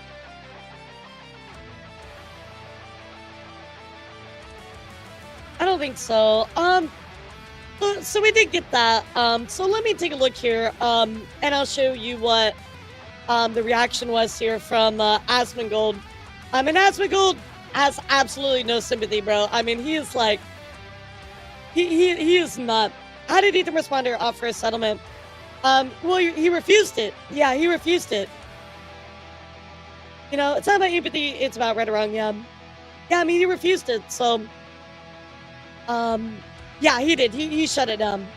He shut down the settlement offers. So let's go hear what Asmon has to say, because his opinion is not very high of course. So let's take a look. WTF did nicely come from. I typed in cell. Providing my family with my full support. Ethan? Don't ever believe any of this bullshit. She is the nastiest fucking person ever. She's so nasty, so obnoxious. She has no problem bringing up my dead mother. Yeah, Jan, so I don't think we're here to argue anything about Ethan Klein being a nice person or whatever. Like, your actions have consequences, right? And yes, these are her consequences, right? But I don't think that you can assign blame for the consequences on one person, right? Like, yes, you can look at what's going on and have empathy, but empathy and sympathy are two very different things, you know? Very different things. So, and again, it's not about being nice. I don't think we're here to argue Ethan's a nice guy. He would probably say he's not. I don't know, but I think it's more about the ideology, the principle of it, right? Weaponizing her audience against people, spreading lies against people. Nah, you get what you fucking deserve. You do. And if he wins the case, you have to pay for not only all of your legal fees, but you have to pay for his as well. I mean, also understand that he's been damaged too as well, right? Remember that as well, Chan. They funneled viewers away from him. They've said negative things about him, so that also hurts his pocket as well. And if even though, yes, he is better off, that still has hurt him in ways that he could have been using for XYZ. So you gotta understand both sides of it, right? And it's well documented, you know, unfortunately for her. So what's up, Duchess? What's up, Mithrian? How are you? You're gonna be fucked for the rest of your life if you lose this. And it's all because of your ego. It's because of your ego. It's because you could never admit you were wrong. You could never engage with anybody in good faith. And now your entire family is suffering because of your ego, your fucking hubris, your, inability to accept anything that you're doing is wrong. And you've ruined your life. Yeah, I haven't even talked about the kids part of it. Yeah, I haven't even touched that part of it, Sleepy. And everybody's watching. I'm good, Duchess. How are you? Since this lawsuit was announced, it has resulted in a barrage of hate and harassment that has been incredibly mentally taxing. What a piece of shit. What a piece of shit. Do you really think that, you regularly completely lie about people all of the time? Do you really think that they never get harassed by you? You regularly harass and lie about people constantly. Yeah, Asmund is really not of the high opinion of her at all. So we're talking about the update to Kaceytron and Ethan Klein's lawsuit. But now that it's happening to you, you're the victim. Oh, you're being harassed because of the lawsuit. Yeah, Jan, you know, I've seen some of the stuff. And that's what I was trying to find footage of so I could show you. But I might have to follow up with you on Tuesday, chat. If you could do me a favor, anybody out there, do you happen to have a clip of the stuff that she said about Ethan? Like, that'd be really helpful. I should have brought it. I'm really sorry I didn't. I thought because we were kind of like later in the coverage, I didn't bring any of that. So if anything, I'll follow up Tuesday. But chat, if you have something like a clip, please post a link in chat. That would be really helpful right now, and I appreciate it. Thank you. You're doing this all the time. Such an egotistical woe is me attitude. Consequences. Hate brigade, you know, like. I mean, I can at least tell you she said some fucked up stuff. Are gonna go.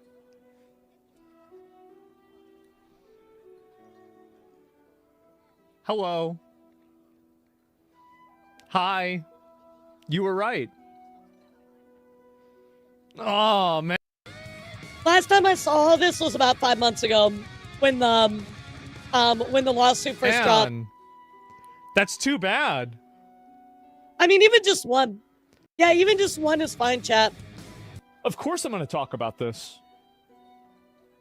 I love seeing this. This is the best thing that's happened to me today. Was she the one that said you killed your mom? Yeah. Shouldn't have said it. Shouldn't have said it. Like, and I don't, like, I know it's obviously like a horrible, like, personal thing to say, like a bad thing to say, but like, it doesn't personally hurt my feelings. Yeah, I mean, regardless of how you feel about Asmund or whatever, saying those horrible things and wishing that type of stuff upon somebody is literally the worst way to treat it. Just block and move on. Like, why would you say something that horrible about somebody so personal, you know? It really doesn't. But I see somebody do that, and I know what they're trying to do to me. And trying to do it is bad enough to me, just by itself. You shouldn't have tried to do it. You get what you deserve. I think that she probably really didn't like the fact that she declined in popularity, and it made her hate her audience. Hey, Charlotte, what's up? I'll dig you up something Tuesday, because it's pretty easy to find. I'm live in it. I went on YouTube to try to find something really quick, but I didn't see it off the top. So I'll bring something for you on Tuesday, Chan. At the latest, if nobody else drops anything in chat. Maybe it's weed. I don't know if it's weed or not. I'm a girl and I hate her, so not just men. Oh, most people hate her. She hates herself. You know. It's going to get worse. It's going to get a lot worse. And I'm going to be there the whole way. The same as you've been there for the last 6 years talking shit about me. Now it's time. Yeah, I kind of agree with you. I'm kind of surprised about that. Maybe we could go back through. It wouldn't take forever. Maybe we could go back through legal stuff. But oh, it's 5 months ago, dude. Like, because I know that he broke it down. Like, that's where I saw a lot of stuff live too. This year as well. Yeah, let me see if I can find it. This was the actual lawsuit.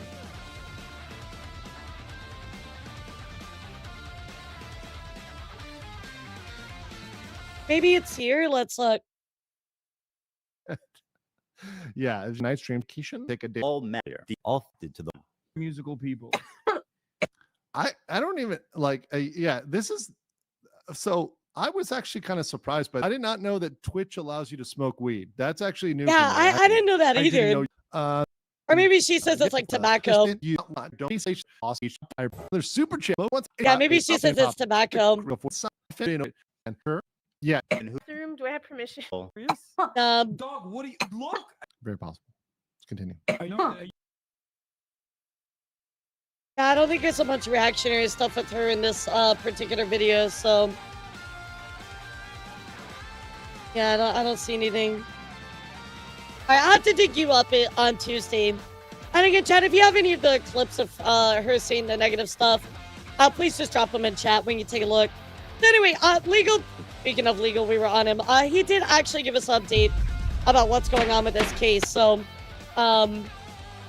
of course, with Ethan Klein saying, I don't want the settlement, and moving forward with it. So let's hear what he has to say about it. I mean, at least like minimally, I can tell you that number one, I remember seeing this stuff about 5 months ago. It wasn't good. I remember that the stuff that was said about Asmund. And of course, Legal also has seen this stuff as well. So like, Jan, at least like a loose confirmation of hearsay. I've seen it, Legal's seen it. You know, she's obviously said some other stuff that other people in chat have seen. That was pretty fucked up. So I do want to find you a clip from. Kaceytron is already losing her lawsuit with Ethan Klein. We're getting into the fact that she's already running out of money, and it looks like she is. And that was oversight on my part for not bringing those clips, because I'm kind of picking up the coverage midways, so my bad on that one. I'll make sure I try to bring that stuff next time. On her last legs with being able to defend this. Of course, this is a legal mindset where we teach you to be your own judge. I'm Andrew Esquire, American attorney. This is the fast facts version, the quick and dirty version of the latest in legal news. So let's get to it today.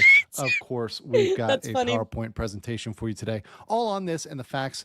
I mean, Slime, if you got the link, to drop her it. monetary situation. So as you guys know, of course, we have Bond supervillain here, Ethan Klein, who is suing Kaceytron, Denims, and Frogan over there, and they're all being sued for the same infringement. Yeah, I mean, it that was the related clip, to their covering of the Hassan Piker content. Oh, you don't like the little light? Now, as part of this, they've been going through the process. They've been going through preliminary motions and going through. Now we're stepping into the era of almost discovery, where they're going to have to turn over documents. They're going to have to produce other things, which is very, very, we're there, very chat. costly. Yeah, we're there. And because of this, we just had an admission from Kaceytron. We have raised just over $49,000 on my GoFundMe, bringing the total up Yeah, to I like the light. It keeps me $54,000. entertained. In September, I made a settlement offer to Ethan for $17,500. This settlement offer that I made was in no way, shape, or form an attempt. Look, Nick, I'll just tell you, I put a lot of makeup on and a treat under my eyes, because I will tell you, this probably doesn't even surprise any of you, but you know, I have some pretty bad circles under my eyes because I'm always inside. I never touch grass.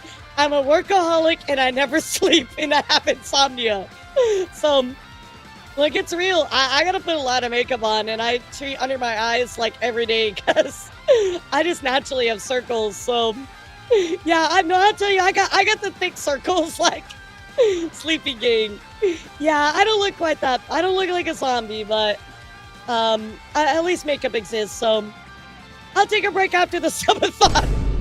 You don't need makeup. You're good. You're sweet, Charlotte. I don't know, like the 2 pictures I put out there, I had a lot of makeup on, so you can see it. But payday. It was because the looming yeah, threat no of makeup picture ruin incoming. is a stress that I would not wish on to anyone. Now, Kaceytron here on the left, who has Ian knows. repeatedly continued to, talk smack and continued to make, excuses and other things, but now is saying, okay, I'm running out of money and I'm making you a settlement offer for $17,500, right? So, you've got $17,500 on the table there. Is Ethan Klein going to take that? Thanks for giving me stuff to Charlotte. Rejected that, which is his right. You made the offer. If he wants to disclose that, that's his right to do that. That is, in legal terms, chump change. That is probably, not even what Ethan's paid to his lawyers so far. He's probably paid multiples of that in getting all these lawsuits out, right? So no real reason in my book for Ethan to settle.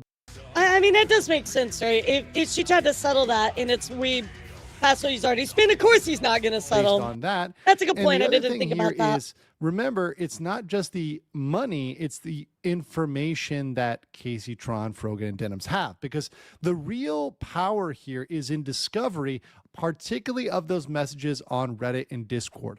By exposing any of those group messages and those things they're saying behind closed doors, that is going to open up a whirlwind in terms of what's going on these Discords, on these Reddits. And yeah, if they're able to get some information about things behind the scenes, that can be really, really what disastrous. They're actually saying behind closed doors. In fact, things that might even be potentially criminal once they are revealed, particularly if they relate. Yeah, honestly, I don't think he gives a shit about the money anymore. I think it's just it's to send a message, you know? Threatening or harassment or et cetera, right? And also the content creators that may be linked to that besides Kaceytron, Denims, and Frogan. But let's look at the I didn't think about that status either. of where things... That's why I like to watch Legal, because he does give a lot of insightful stuff, you know? And as much as we talk about, like, content creator, like, related, like, rules and law, and we talk a lot about Google Docies and defamation and all that kind of stuff, right? I think watching Legal is very pertinent to our discussions, right? Because we go hand in hand with this all the time, chat. All the time in these Google Docies, we read about stuff like this. So how does it actually play legally? And I think this is important. Somebody should read an asshole was constantly being an asshole. An asshole took an asshole read too far. Another asshole is soon an asshole. Empathize with the families and bystanders that are suffering. But to the rest, too bad, so sad. Pass me the biscuit. Yep, TLDR the Have a great day. And of course, this was a back and forth argument here with Anthony Sargon of Don't Worry Pod arguing with Zach Asmongold over here, saying, hey, just drop the lawsuits. You're ruining people's lives and the cycle. And then Zach Force coming back and saying, you know, like, why would you do this? This isn't in good faith. These people weren't arguing in good faith. They're pretending to be the victim.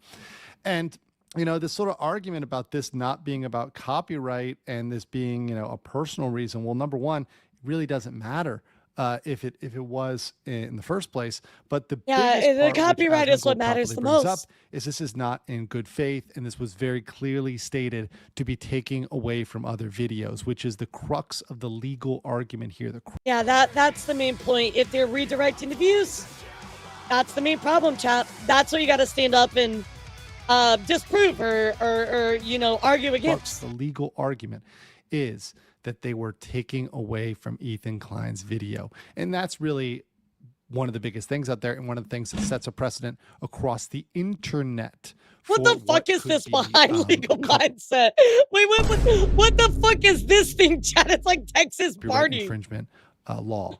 So just to take a look at the tracker here. So the three defense funds. So this is the defense funds combined between what the Frogan, fuck is that, Kaceytron, dude? and Denims, which once again, they all have to pay their own lawyers. I'm like covered up with my mouse. I don't want to look at it, dude. $1K. Now that is a lot of money. That's nothing to laugh at. That's a lot more than a year's salary for me. But in the civil litigation sphere, that's not so much. And if you break it down individually, Kaceytron has the most at 57, almost 57K, 56.8. That's a Mudang plushie.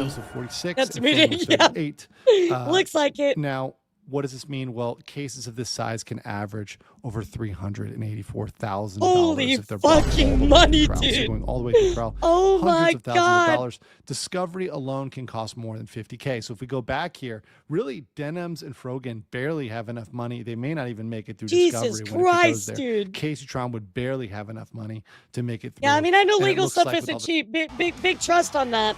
Oh, holy shit, dude! Document production, etc. It might even be more than that in this case. Oh, that's a sleep paralysis, a lot of demon. Players, a lot of factors, so it could go over $50K. So once again, all of these players here, but Kaceytron specifically saying, "Hey, look, I'm running out of money, and these guys have even less money." It looks like they're really primed to lose the Ethan Klein lawsuit, if only for running out of funds and literally not being able to put up an effective defense.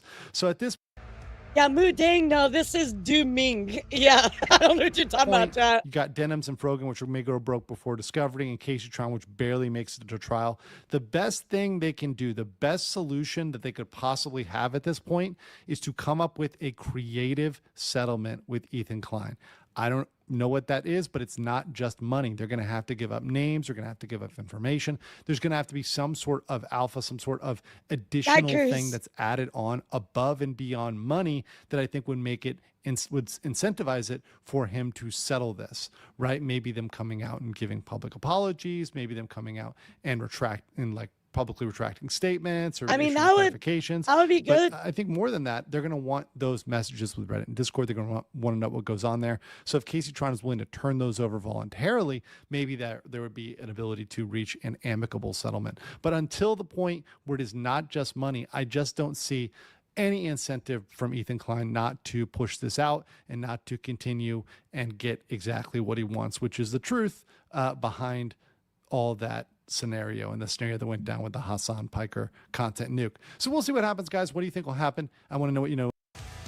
Interesting. I'm sure that we're going to talk about this now, and then we're going to wait another 5 months. I And then we'll get back to, like, end of the court case. But this is kind of where everything stands right now, chat.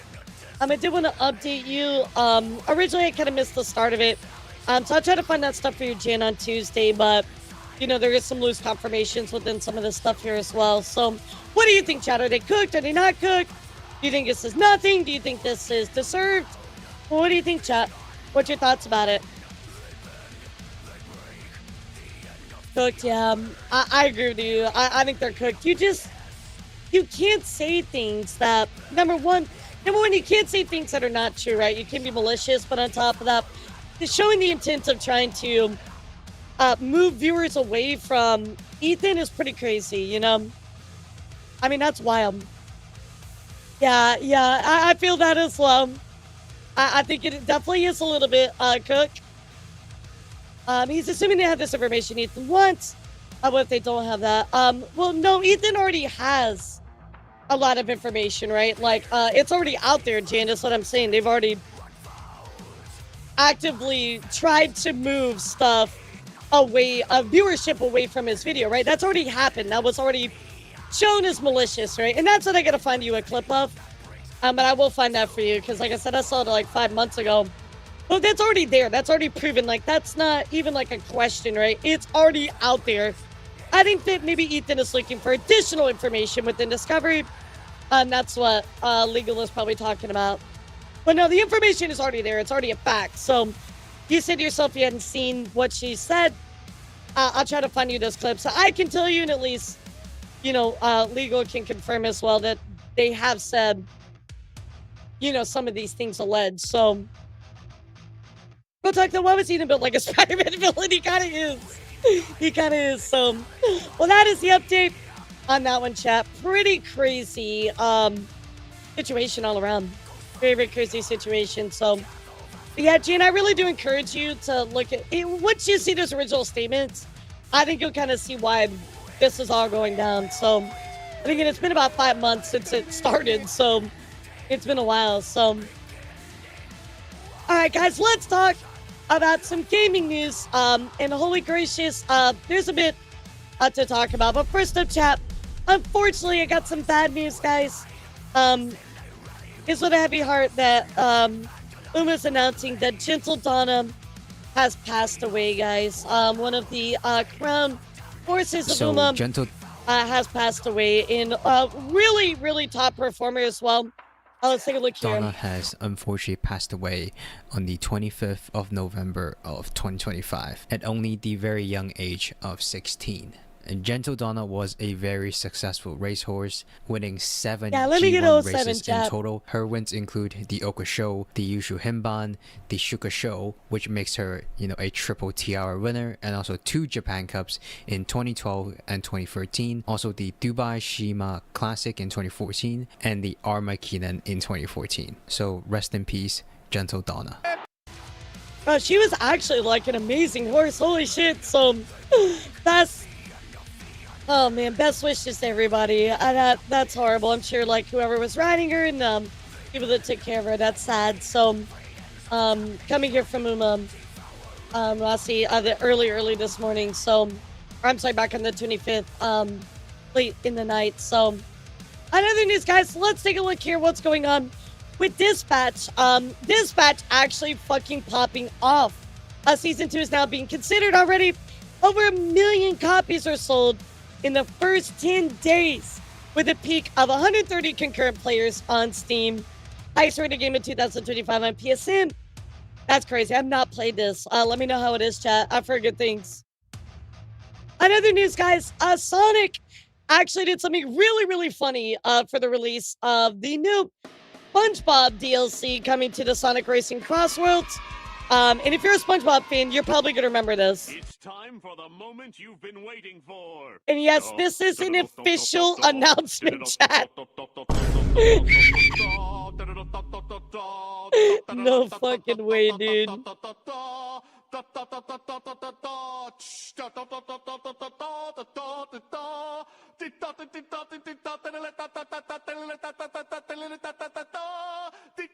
Cinema, baby, cinema. This is crazy.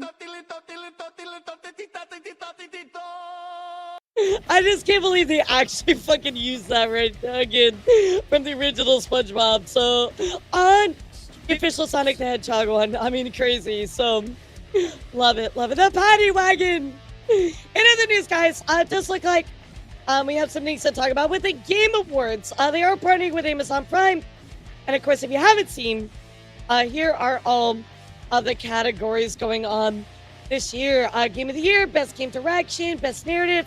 So many awesome categories for voting. Of course, like even for Best Esports, we have like League of Legends, Valorant, Dota, Counter-Strike.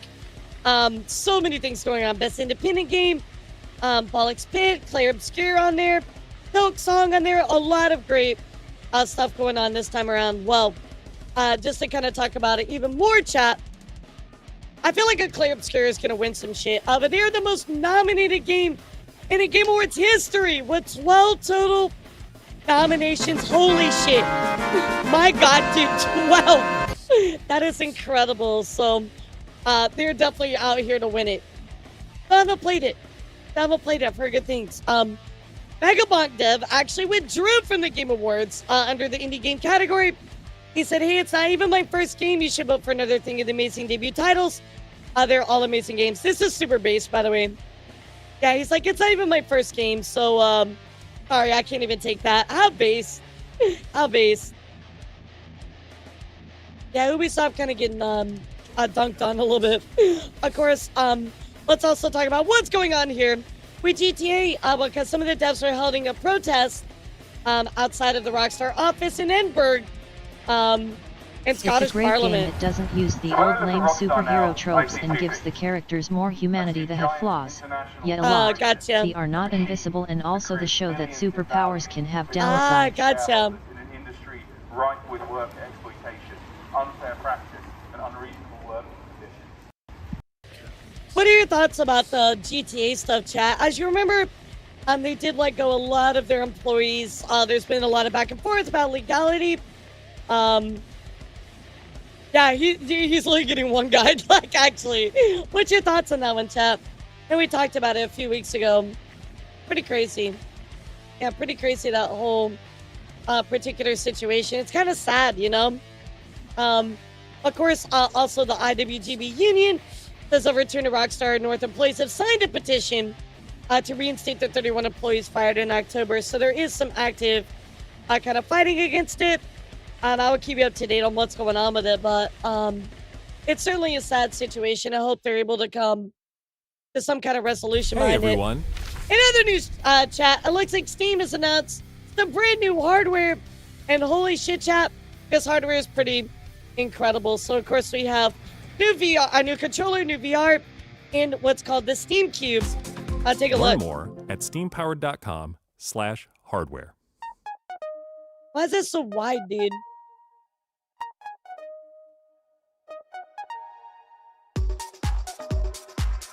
The GameCube, I love that.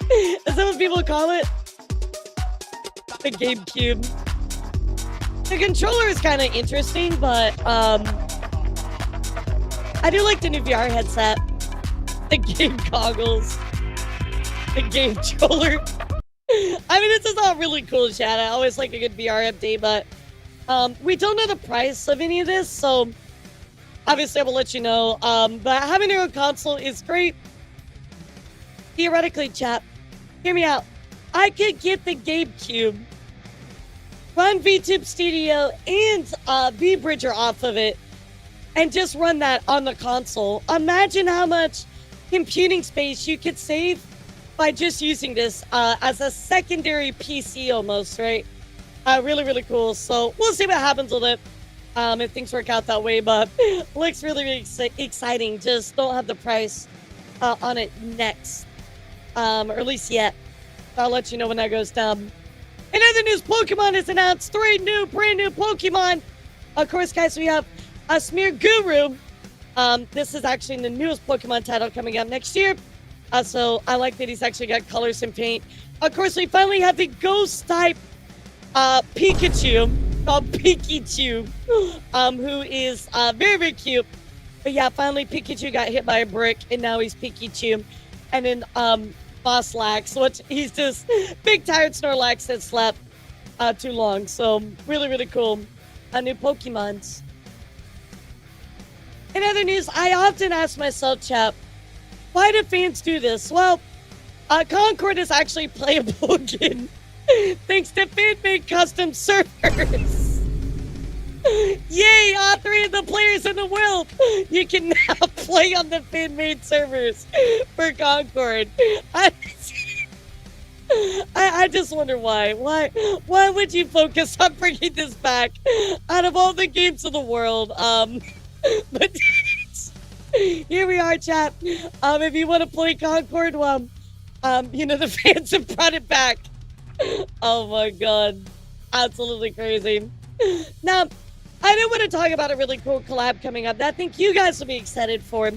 This is Monster Hunter actually collabing with KFC in Japan. Also, they've collaborated on special in-game weapon charms. The limited time meals come with a specific charm and sticker set, so you can get the Colonel Cat or the Colonel Kitty in the KFC stuff. And of course, there are lots of Monster Hunter versions of it as well. Very, very cute. Very, very cute. Yo, what's up, Kinchin? How are you? Today, chat, I want to talk about a very crazy situation going on with Sonic. And Sega has really dropped the ball on this one. So, limited run games have delayed the Sonic X Shadow Generations Collector Edition statue nearly a year after pre-orders began. Literally a year ago, this game came out. They promised you the statue. Well, chat, it's been delayed and delayed and delayed and delayed for almost a year. To all of our favorite Sonic and Shadow fans, we wanted to share we're going to take some additional time to perfect the statue for this amazing collector's edition. Some of you may have already received your copy of Sonic X Shadow Generations. For those of you who haven't, we'll be shipping your copies now. You don't have to wait any longer to play the game. We truly appreciate support and patience as we made this edition the best it can be. Bro, we've been waiting this long. That's absolutely nuts. Well, even Games Cage, you've been talking about this thing. I promise you the next mainline game will have been announced before we get this fuck-ass collector's edition. So again, we know you've been waiting long enough. Happy to report that orders will begin shipping this December. There's more to share. And we'd like to take the time to outline the following stages of delivery. We initially had to delay this beyond the original date because perfection was essential. It's a very nice statue, don't get me wrong, but the statue itself went through multiple revisions before we could even sign off on it as the ultimate collector's item for the fans of Sonic and Shadow. What's up, Jay? How are you? And of course, there's wave 1 of some of the other stuff as well. I mean, a year, dude, a year? That's crazy. So remember, chat, Jam goes on to say, first and last purchases ever from them. And they have balls to say that you can cancel anytime. When I was literally fighting them yesterday to cancel, they wouldn't let me. So, again, chat, originally, I pushed it more and more. Now this is the new estimate. And even we have people saying that, I want to cancel. You can cancel at any time. And they're like, but you literally won't let me cancel. Which is insane. You can cancel your pre-order here, and they're like, no, you can't. KK. Imagine, chat, awaiting a year. This is like Fallout 76 levels of bullshit with like pre-order rewards. They're like, oh, check out this bag. That's made of shit. It's literally Fallout 76 all over again. So the fucking bag. So there we go, chat. Hopefully people actually get their statues soon. And it's what they want as well. Very crazy. In other news, guys, taking a look here at the Golden Joystick Award. Peak has actually won Best Multiplayer Game at the Golden Joystick Award. So congratulations to them. That's not surprising. What a great game. Yeah, what a great game. Not even surprising. Not the game is back. Of course, Expedition 33 won 7 awards at the Golden Joystick Awards as well. Not surprised by that in the least bit. That is absolutely well deserved. Congratulations to them. So they also won Ultimate Game of the Year at the Golden Joystick Awards as well. So absolutely killing it. Yeah, Chad, I want to talk about a game that recently got a trailer the other day, and that is Tides of Annihilation. Now, chat, I am praying that this game looks remotely as good as this trailer, chat. Holy fucking shit. Can we just watch like a minute of this? His knights were dead. It looks wild. You know not Please. what you speak. Please. Accept your defeat. Yeah, it's gotta be a Souls-like.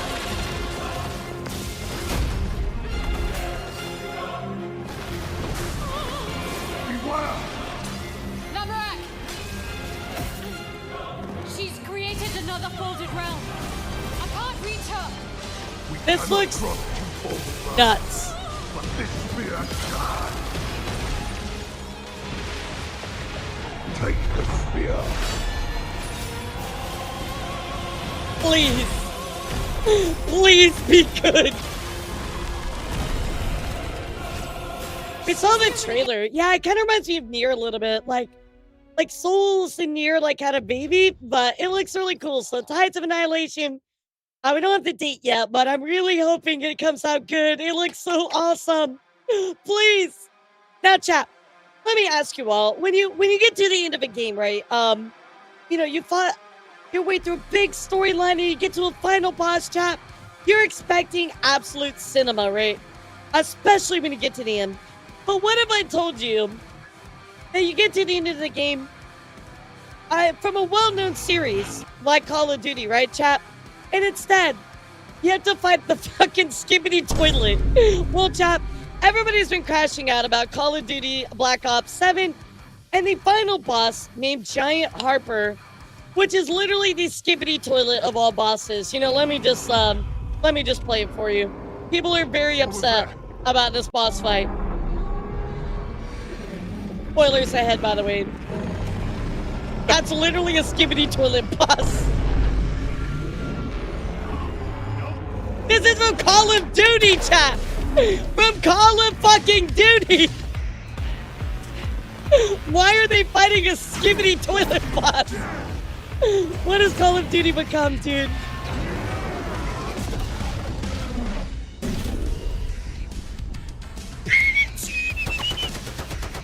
This is from Call of Duty, chat. Call of Skibbity. You sure? What if we hurt Harper? Bro, I would be crashing out if I played Call of Duty. I would be losing my fucking mind. No, it's real, dude. I know that you're like, no, wait, it's real. This is actually fucking real. Final fucking boss, dude. Call of Ohio. Call of Scarlet Rot, dude. Oh my god. Oh, I wouldn't even blame you if you crashed out, chat. However, I do want to talk about very likely collaboration here. Square Enix tweeting out, things a little strange, but somehow wonderful are taking shape. Well, Undertale and Square Enix are partnering together as a music and merchandise collaboration for the 10th anniversary. Certainly not something I saw coming together, but very happy to see it. You know, very welcome. Very, very cool. So, yeah, the music and merchandise collaboration between Undertale and Square Enix. So, this is probably going to cook. I hope they continue to do more. I think this will be great. Yeah, this looks awesome. So, it stands for Kingdom Hearts 4. Yeah! Let's go. This looks awesome. So, in other news, guys, I do want to talk about a new collaboration with Destiny, and that's the other D company, Disney. That's right, Destiny 2, Renegade's launch trailer, and of course there are now lightsabers. Why do you hate your own kind so much? Within Destiny. It's time to take the fight to the You know, I feel like this kind of works. You know, I'm not even upset.